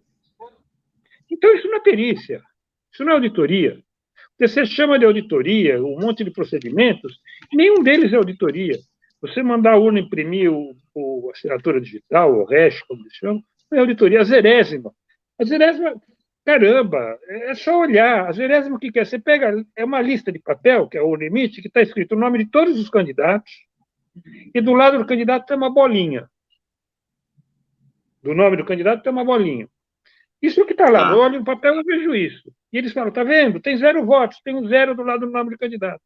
Eu, quando olho esse papel, o que eu vejo? Eu vejo, olha, a urna, ela sabe o nome dos candidatos. Ela conseguiu imprimir no papel, então, alguma coisa na memória dela tem esses nomes, ela imprimiu no papel. E aquela bolinha que tem lá do lado, ela imprimiu uma bolinha do lado. Não quer dizer que tem 0 voto, não. Quer dizer que ela imprimiu uma bolinha do lado do nome. É só isso. Não quer dizer que tem 0 voto lá dentro. Né? Então, o TCE fala que é possível auditoria disso, auditoria daquilo, e nenhum do que ele fala é auditoria. É tudo procedimentos que ele cria, desenvolve, e nenhuma auditoria de fato. E isso foi revelado no relatório dessa auditoria do PSDB. A gente falou, olha, não foi possível, o resultado do relatório é o seguinte, não foi possível fazer auditoria, o TCE não permitiu. Esse é o resultado. O TCE fala que a gente não encontrou nada. Eles não encontraram nada, não fizeram auditoria e não encontraram nada. Não, o que a gente disse é o seguinte, não foi permitido a gente procurar. Como que eu vou dizer que tem a fraude na urna se eles não deixaram olhar a memória da urna? Eles não deixam, eles falam que é tudo transparente, é tudo auditável, que os partidos podem olhar. Eles falam que o Ministério Público vai lá examinar tudo. O Ministério Público nunca mandou um técnico. São 50 mil arquivos, 17 milhões de linhas de código. O Ministério Público nunca mandou um técnico ficar meia hora lá olhando esses 17 milhões de linhas para ver se o código da urna estava correto ou não. Nunca mandou. Então, em vez de perguntar para o TCE se eles permitem auditoria, vai perguntar para o Ministério Público como vocês fizeram auditoria. Então, tem muita mentira nesse processo. Por isso, eu estou só na retaguarda dando informação para o pessoal. Eu sou um depositário das informações dessas auditorias de 20 anos, não explico para o pessoal tudo o que já aconteceu lá dentro. Nenhum juiz eleitoral, nenhum promotor eleitoral sabe o que acontece. Nenhum deles é capaz de afirmar que vê o escrutínio de voto, porque o escrutínio é o momento em que o voto é identificado, atribuído e contado. Juiz eleitoral, promotor eleitoral, mesário, fiscal de partido, esse povo fiscaliza mobília. Parede, janela, mesa e cadeira. É só isso que eles veem. Isso. Felipe, fala o que você falou na última entrevista que você concedeu, que talvez o pessoal não quer reconhecer, tem medo de reconhecer agora os juízes e advogados. Sim, no artigo que eu escrevi, que eu gostaria que as pessoas lessem, eu vou passar o link, eu queria que você colocasse à disposição. Eu faço uma comparação com aquela fábula da roupa nova do rei, que chega um malandro no reinado lá e fala para todo mundo que ele trabalha um tecido mágico que é tão lindo que só os mais sábios enxergam. E o rei era muito arrogante, muito soberbo, vaidoso, ele acaba querendo comprar aquele manto mágico e manda os seus sábios conversarem com o alfaiate, o tecelão manhoso lá, e para não serem taxados de ignorantes, eles fingem que veem o tecido. E aí falam para o rei que viram o tecido. Ninguém vê o tecido. E o rei, como ele era a autoridade máxima do reino e não queria ser visto como ignorante, ele também fazia de conta que via o tecido. E aí vem lá o 171 com aquele vestido maravilhoso, mágico, que só as pessoas mais sábias enxergam, faz ali a mímica, veste o rei, e o rei sai pelado, desfilando, balançando as coisas pela rua, muito bonito, a corte batendo palma, todo mundo dizendo que o rei está lindo, e o rei estava nu. Até que uma criança diz, o rei está nu. Eu acho que é isso que acontece. As autoridades que deveriam confrontar esse fato, elas não querem admitir que estão sendo enganadas há mais de 25 anos. Então, elas preferem dizer que o rei está com um manto belíssimo. Só que eles não estão vendo nada, eles não veem o escrutínio, eles não veem o voto, não estão vendo nada. Está todo mundo confiando nos técnicos de TI. O Brasil inteiro está subjugado a alguns poucos técnicos de TI e nem se sabe se são, de fato, os técnicos do Tribunal Superior Eleitoral. O rei está nu, o Brasil está nu, a nossa cidadania está nua na rua, desfilando e achando que está empunhando um belo vestido. É importante lembrar que tem eleição em Cuba, eleição tem na Coreia do Norte, eleição tem na Venezuela. A gente não tem que brigar simplesmente por eleição, nós temos que brigar pela nossa cidadania, recuperar a nossa cidadania que foi roubada em 1996. E, viu, ele falou que não sabe se lá se os técnicos que estão cuidando desse negócio sabem o que estão fazendo. Vocês viram agora nesse exemplo aí que eles, no final da apuração, da totalização, eles não tinham a menor ideia de onde estava o problema. São os mesmos técnicos que dizem que a urna está garantida e funciona bem. Ó, eu acabei de receber um aviso aqui que tem 1.200 pessoas. Para mim, tem 167. Aqui eu recebi um aviso que tem 1.200 pessoas. Deve ser pelo Mas YouTube, não vamos ligar para isso, porque o povo está vendo. Eles não estão marcando, mas o povo está vendo. Olha, a situação é mais grave do que eu pensava. Felipe, você acabou com a minha noite, viu? Tem um Amilcar aí para te consolar. O Amilcar te consola aí.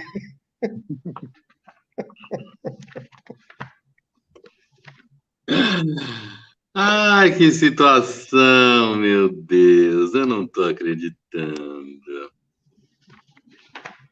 Sabe qual que é o problema, Odair? A gente não conhece o inimigo.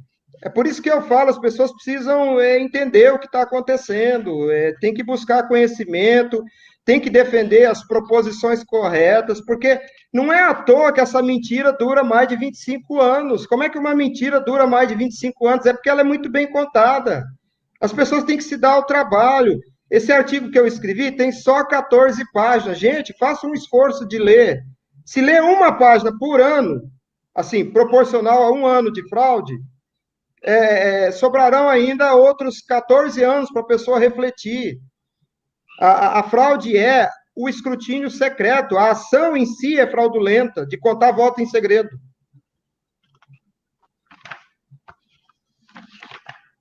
E a nossa batalha, me parece que ela é longa e espinhosa, né? E caminha muito devagar, Odair. Caminha muito devagar. São 20 anos que eu estou nessa briga e caminho um passo para frente, dois para trás. Sempre as mentiras da autoridade eleitoral, o pessoal que sofre da tecnofascinação, achando que a urna eletrônica do Brasil é mais moderna. Ela é rejeitada no mundo inteiro, é coisa incrível. Nenhum país ainda usa o mesmo tipo de urna. Usam urnas eletrônicas, mas com voto impresso, com voto escaneado. Abandonaram já a urna de primeira geração como a nossa. E eles continuam acreditando que nós somos modelo para o mundo. Que modelo? Nada. O pessoal proibiu, sabe? Foi proibido o modelo da urna brasileira. Você falou isso. Você falou isso numa gravação lá em Santos, no lago lá, e você fala isso, que a nossa urna é de primeira geração, né? A primeira ideia, quando se pensou em informatizar o ato de votação, né, o ato de votar, vamos fazer um programa no computador, o cara vai lá, escreve, aparece na tela, ele confirma, grava e pronto. Foi a primeira ideia, a ideia mais simples. Essa é a primeira geração, que chama em inglês Direct Recording Electronic Vote Machine, máquina de votar de gravação direta do voto, eletrônica direta do voto, ou DRE. O nome dessa máquina no mundo afora é máquinas DRE, que é a gravação direta eletrônica do voto.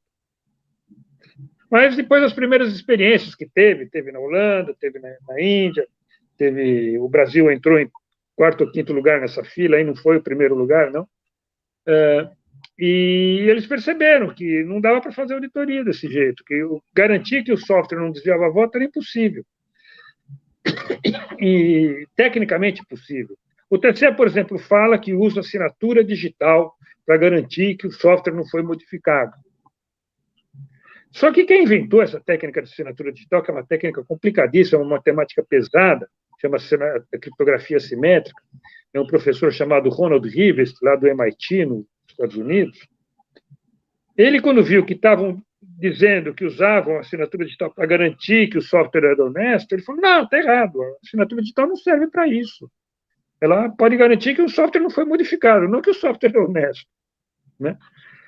E ele propôs, então, um princípio que chama princípio da independência do software em sistemas eleitorais. Esse princípio diz o seguinte, quando um software eleitoral tiver algum problema, e esse problema não for visto, quer dizer, os auditores, os técnicos, quem fez, né, quem assistiu, não viu o problema, o erro que tinha lá no software, fraude ou não importa, esse erro não pode causar um erro na apuração que seja indetectável. Quer dizer, se ele provocar um erro, esse erro tem que ser detectável. E, para isso, precisava materializar o voto e ter um registro do voto independente do software. Então, é o princípio da independência do software que ele criou. Quem fez isso é o inventor da assinatura digital, que o TCE aqui diz que usa para garantir a confiabilidade do software. Ele, inventor da técnica que o TCE usa, diz que não serve para isso. Mas o pessoal continua repetindo, não, nós temos assinatura, usamos as melhores técnicas de assinaturas digitais do mundo. Só que estão usando no lugar errado, assim como eles estavam consertando o erro errado, no final da totalização, eles estão usando a assinatura digital de forma errada, ela não serve para isso. Agora o Barroso quer voto pelo celular, eu acho legal isso, vocês não acham? Olha, eu fui, no dia da eleição, eu fui... O Felipe está louco para votar pelo celular. Eu fui até São Paulo, moro em Santos, fui até São Paulo para ir ver, porque ia ter uma apresentação das empresas, das propostas das empresas para esse voto para o celular, porque o Barroso quer porque quer. Ele quer entrar para a história como ministro do TCE que pôs o voto pela internet. Eu fui lá ver as propostas. Eram 6 empresas, eram muito parecidos os sistemas, baseados em criptografia simétrica, em que eles chamam proteção em rede, então, eram muito parecidas. E para todos eu fiz a mesma pergunta. Como é que vocês garantem que não vai ter coação de eleitores? Né? Que o eleitor votando no seu celular não vai estar sendo coagido por alguém. Eles deram algumas soluções lá, paliativas, que não resolvia. Uma falou, não, o eleitor vai poder votar várias vezes, mas só conta o primeiro. Ai, que medo! Então ele falou o seguinte, ó, o eleitor vota em casa direitinho, aí depois ele vai na frente lá do cara como que é, o militar da milícia, ou do cara do traficante, e vota na frente do traficante, mas só conta o primeiro. Ele votou em casa. A outra falou o contrário, ó, o cara pode votar várias vezes, mas só conta o último. Quer dizer, o cara da milícia vai lá, coage, ele vota como o cara quer, depois ele vai para casa e vota escondido só para valer o último voto dele, sem coação. Então, eram medidas Felipe, pelo jeito nós vamos ter que queimar urna e celular, né? Na Praça dos Três Poderes. Mas nós só vamos poder fazer isso a hora que a legislação garantir para a gente o escrutínio público, né? Porque, por enquanto, não pode fazer isso. Se a gente pegar as urnas para queimar, aí é crime de dano, né, ao patrimônio público. Por enquanto, não pode, não. Mas quando a gente eliminar esse negócio aí, vai ficar esse monte de plástico empilhado em algum lugar. Aí o Poder Executivo podia doar esse material para um artista plástico, empilhar lá na Praça dos Poderes, porque não vai estar usando mais, e aí fazer uma escultura em homenagem a 25 anos de uma estupidez. A HBO fez um documentário sobre urna eletrônica.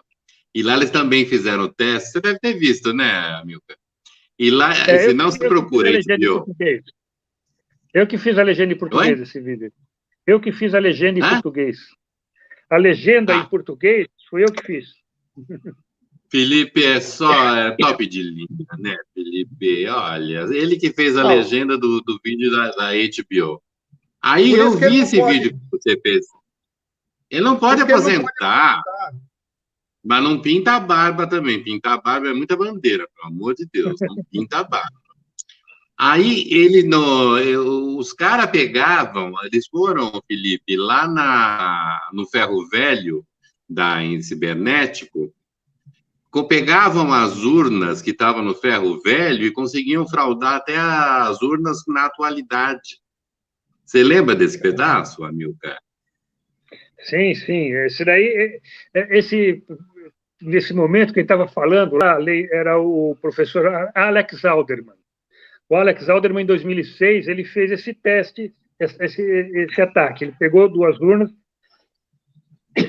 fabricado pela Diebold, que é o mesmo fabricante das urnas brasileiras. Olha isso. E mostrou que, através da modificação do cartão de memória que carrega a urna, né, o tal do flash de carga, ele podia modificar o flash de carga para mudar o programa para ela desviar a voto. Ele mostrou isso. Aí nós solicitamos para o TSE, em 2006, para fazer esse mesmo teste com as urnas brasileiras. E a gente ia convidar o Alex Alderman, e também tinha alguns professores aqui, uns técnicos que a gente conhecia brasileiros, que participariam desse teste, para mostrar que era possível fazer, que é exatamente o que o Diego Aranha fez em 2017. Ele conseguiu mudar o cartão de crédito, o cartão de flash de carga, para modificar o software da urna. E eles não permitiram, eles rolaram até 2009, e em 2009 nós pedimos para fazer esse teste perante uma comissão de professores universitários indicados pelos partidos, e o TSE poderia acompanhar como observador o teste. Eles não aceitaram essa proposta e falaram que ia ser permitido o teste, mas perante uma comissão nomeada por eles. Eles iam dizer o que pode ser feito e o que não pode ser feito. Por exemplo, eles não permitem fazer um ataque à biometria. É proibido. Você vai fazer o teste de penetração, você não pode atacar a biometria. Eles não deixam. E no caso do Diego Aranha, o Diego foi em 2012, propôs 2 ataques. Ele disse, eu vou fazer o primeiro ataque para reordenar os votos, acabar com esse embaralhamento que vocês fazem, e depois eu vou fazer um ataque para modificar os votos. Ele, quando fez o primeiro ataque e conseguiu desembaralhar os votos, falou, não é verdade, você teve sorte, foi por acaso, tenta de novo, faz mais uma votação. No final, fizeram uma votação nova com 500 votos, 220 votos, 30 votos, 500 votos, e acabaram, não deixaram ele fazer o teste para modificar os votos. Né? Ele queria fazer um segundo teste. Não deixaram ele fazer, falou, não, agora acabou o período, não pode fazer esse segundo teste. Aí, em 2017, o Diego Aranha voltou lá, sabendo das falhas que tinham, que daria para fazer. O TSE disse que corrigiu, mas não corrigiu nada. Quando ele votou em 2017, as falhas estavam lá. Ele explorou e conseguiu modificar o software, conseguir colocar um software espúrio dentro da urna. Ele primeiro fez um software e mostrou que ele escrevia na tela uma propaganda, onde aparecia o nome do candidato, ele falava, vote no candidato tal, ele escrevia na tela. Só para mostrar que ele já tinha controle do software. O software está fazendo o que ele queria, não mais o comportamento original. Aí ele falou, bom, agora eu vou... Aí o pessoal falou, não, mas você não modificou os votos. Falei, tá bom, eu vou fazer um programa que agora modifica os votos. Foi lá, modificou o programa, que modificava os votos, testou no seu computador dele para ver se o programa estava funcionando, falou, pronto, está pronto aqui, vamos colocar numa urna e vamos ver se ele consegue fazer a urna desviar voto. Aí o que o secretário de informática do TSE falou, não, agora acabou, não dá mais tempo, acabou o teste, vamos embora, não vamos testar esse programa. E deu o relatório. Ninguém conseguiu modificar os votos. Entende? Meu Deus! O sistema é complicado mesmo enfrentar tudo isso, né? Eu tenho muitas histórias aí para contar sobre tudo isso que já aconteceu lá dentro. Eu tive lá de 2000 até 2014, tive em todas as apresentações dos sistemas. Mas a briga tem que continuar, tem que fazer. Vocês vão fazer manifestação, eu acho ótimo, tem que ir mesmo. Leva 3 cartazes. Pode pedir o voto impresso, 4 cartazes. O voto impresso, a contagem pública dos votos, para o Senado se mexer e parar de ficar de joelho perante o STF, e o STM. E o STM. Olha, gente, estamos com quase 2 horas de live. Vocês foram de uma grandeza que eu não teria... Eu aprendi muito com vocês. Eu gosto de conversar com gente inteligente, porque eu aprendo bastante. Ô, Felipe, eu não consegui escrever aqui, porque eu não sou Amilcar em termos de tecnologia. Então, esse link que você mandou, que eu estou vendo no outro aparelho, eu vou colocar, gente, para vocês, o link que ele me mandou, que trata de quê, ô, É o Felipe? artigo que eu escrevi, Urna Eletrônica, Roupa Nova do Rei. Urna eletrônica, roupa nova do rei. Onde que acha isso aí? Fala, Nesse cala a link, boca. na nuvem. Eu sei, mas a pessoa para procurar. Obrigado, viu? Você tá igual a Dilma. A Dilma falou, mas como que alguém coloca a coisa na nuvem? Tá na nuvem. Ai, cara. É bom porque essa live termina até com elogios. Eu tô igual a Dilma, você viu? Eu gosto de gente sincera. Eu vou te falar como é que alguém coloca alguma coisa na nuvem. Eu tô abrindo a tua nuvem.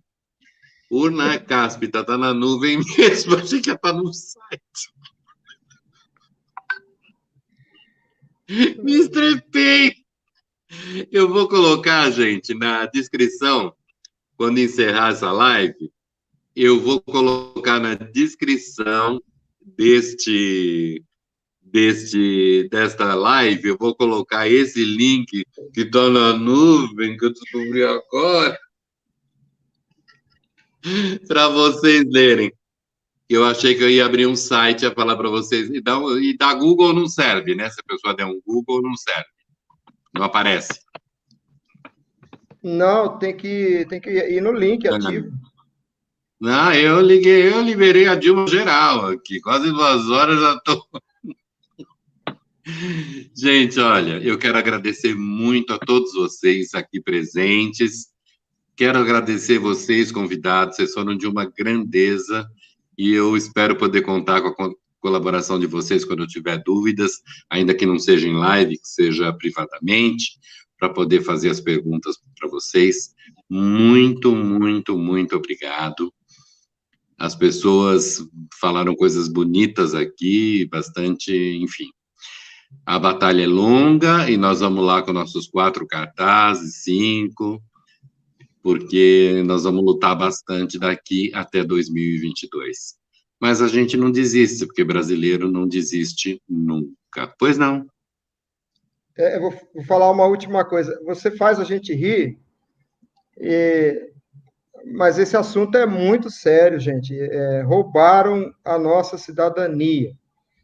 A gente riu bastante, porque o Odair faz a gente rir, mas o assunto é muito sério. Nós perdemos o controle que nós tínhamos do destino do país. Então, tenham essa consciência. Parem de se preocupar com o formato da fraude. Se preocupem com o fato de que vocês deixaram de ser cidadãos. O Brasil não é mais de vocês, é do serviço eleitoral. E exijam contagem pública de voto, essa ideia abstrata. Não se percam olhando para instrumentos.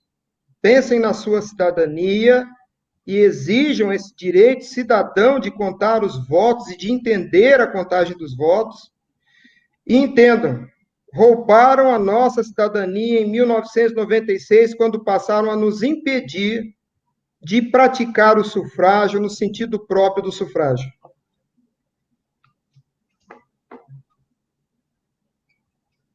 Muito, muito obrigado, Amilcar. Obrigado a você, Odair, pela oportunidade. Obrigado, Felipe, por mais esse encontro. Para mim foi muito enriquecedor conhecer você. Eu participava de uma briga com um grupo pequeno. Quando você chegou a esse grupo, você trouxe uma riqueza muito grande de ideias e de propostas e de luta, disposição para a luta. Isso é muito importante. Então, obrigado a todos por essa oportunidade. Estarei disposto à disposição para dar apoio, para dar informação, que eu tenho muita informação. E espero que mais gente entre nessa luta pela contagem pública, o escrutínio público dos votos.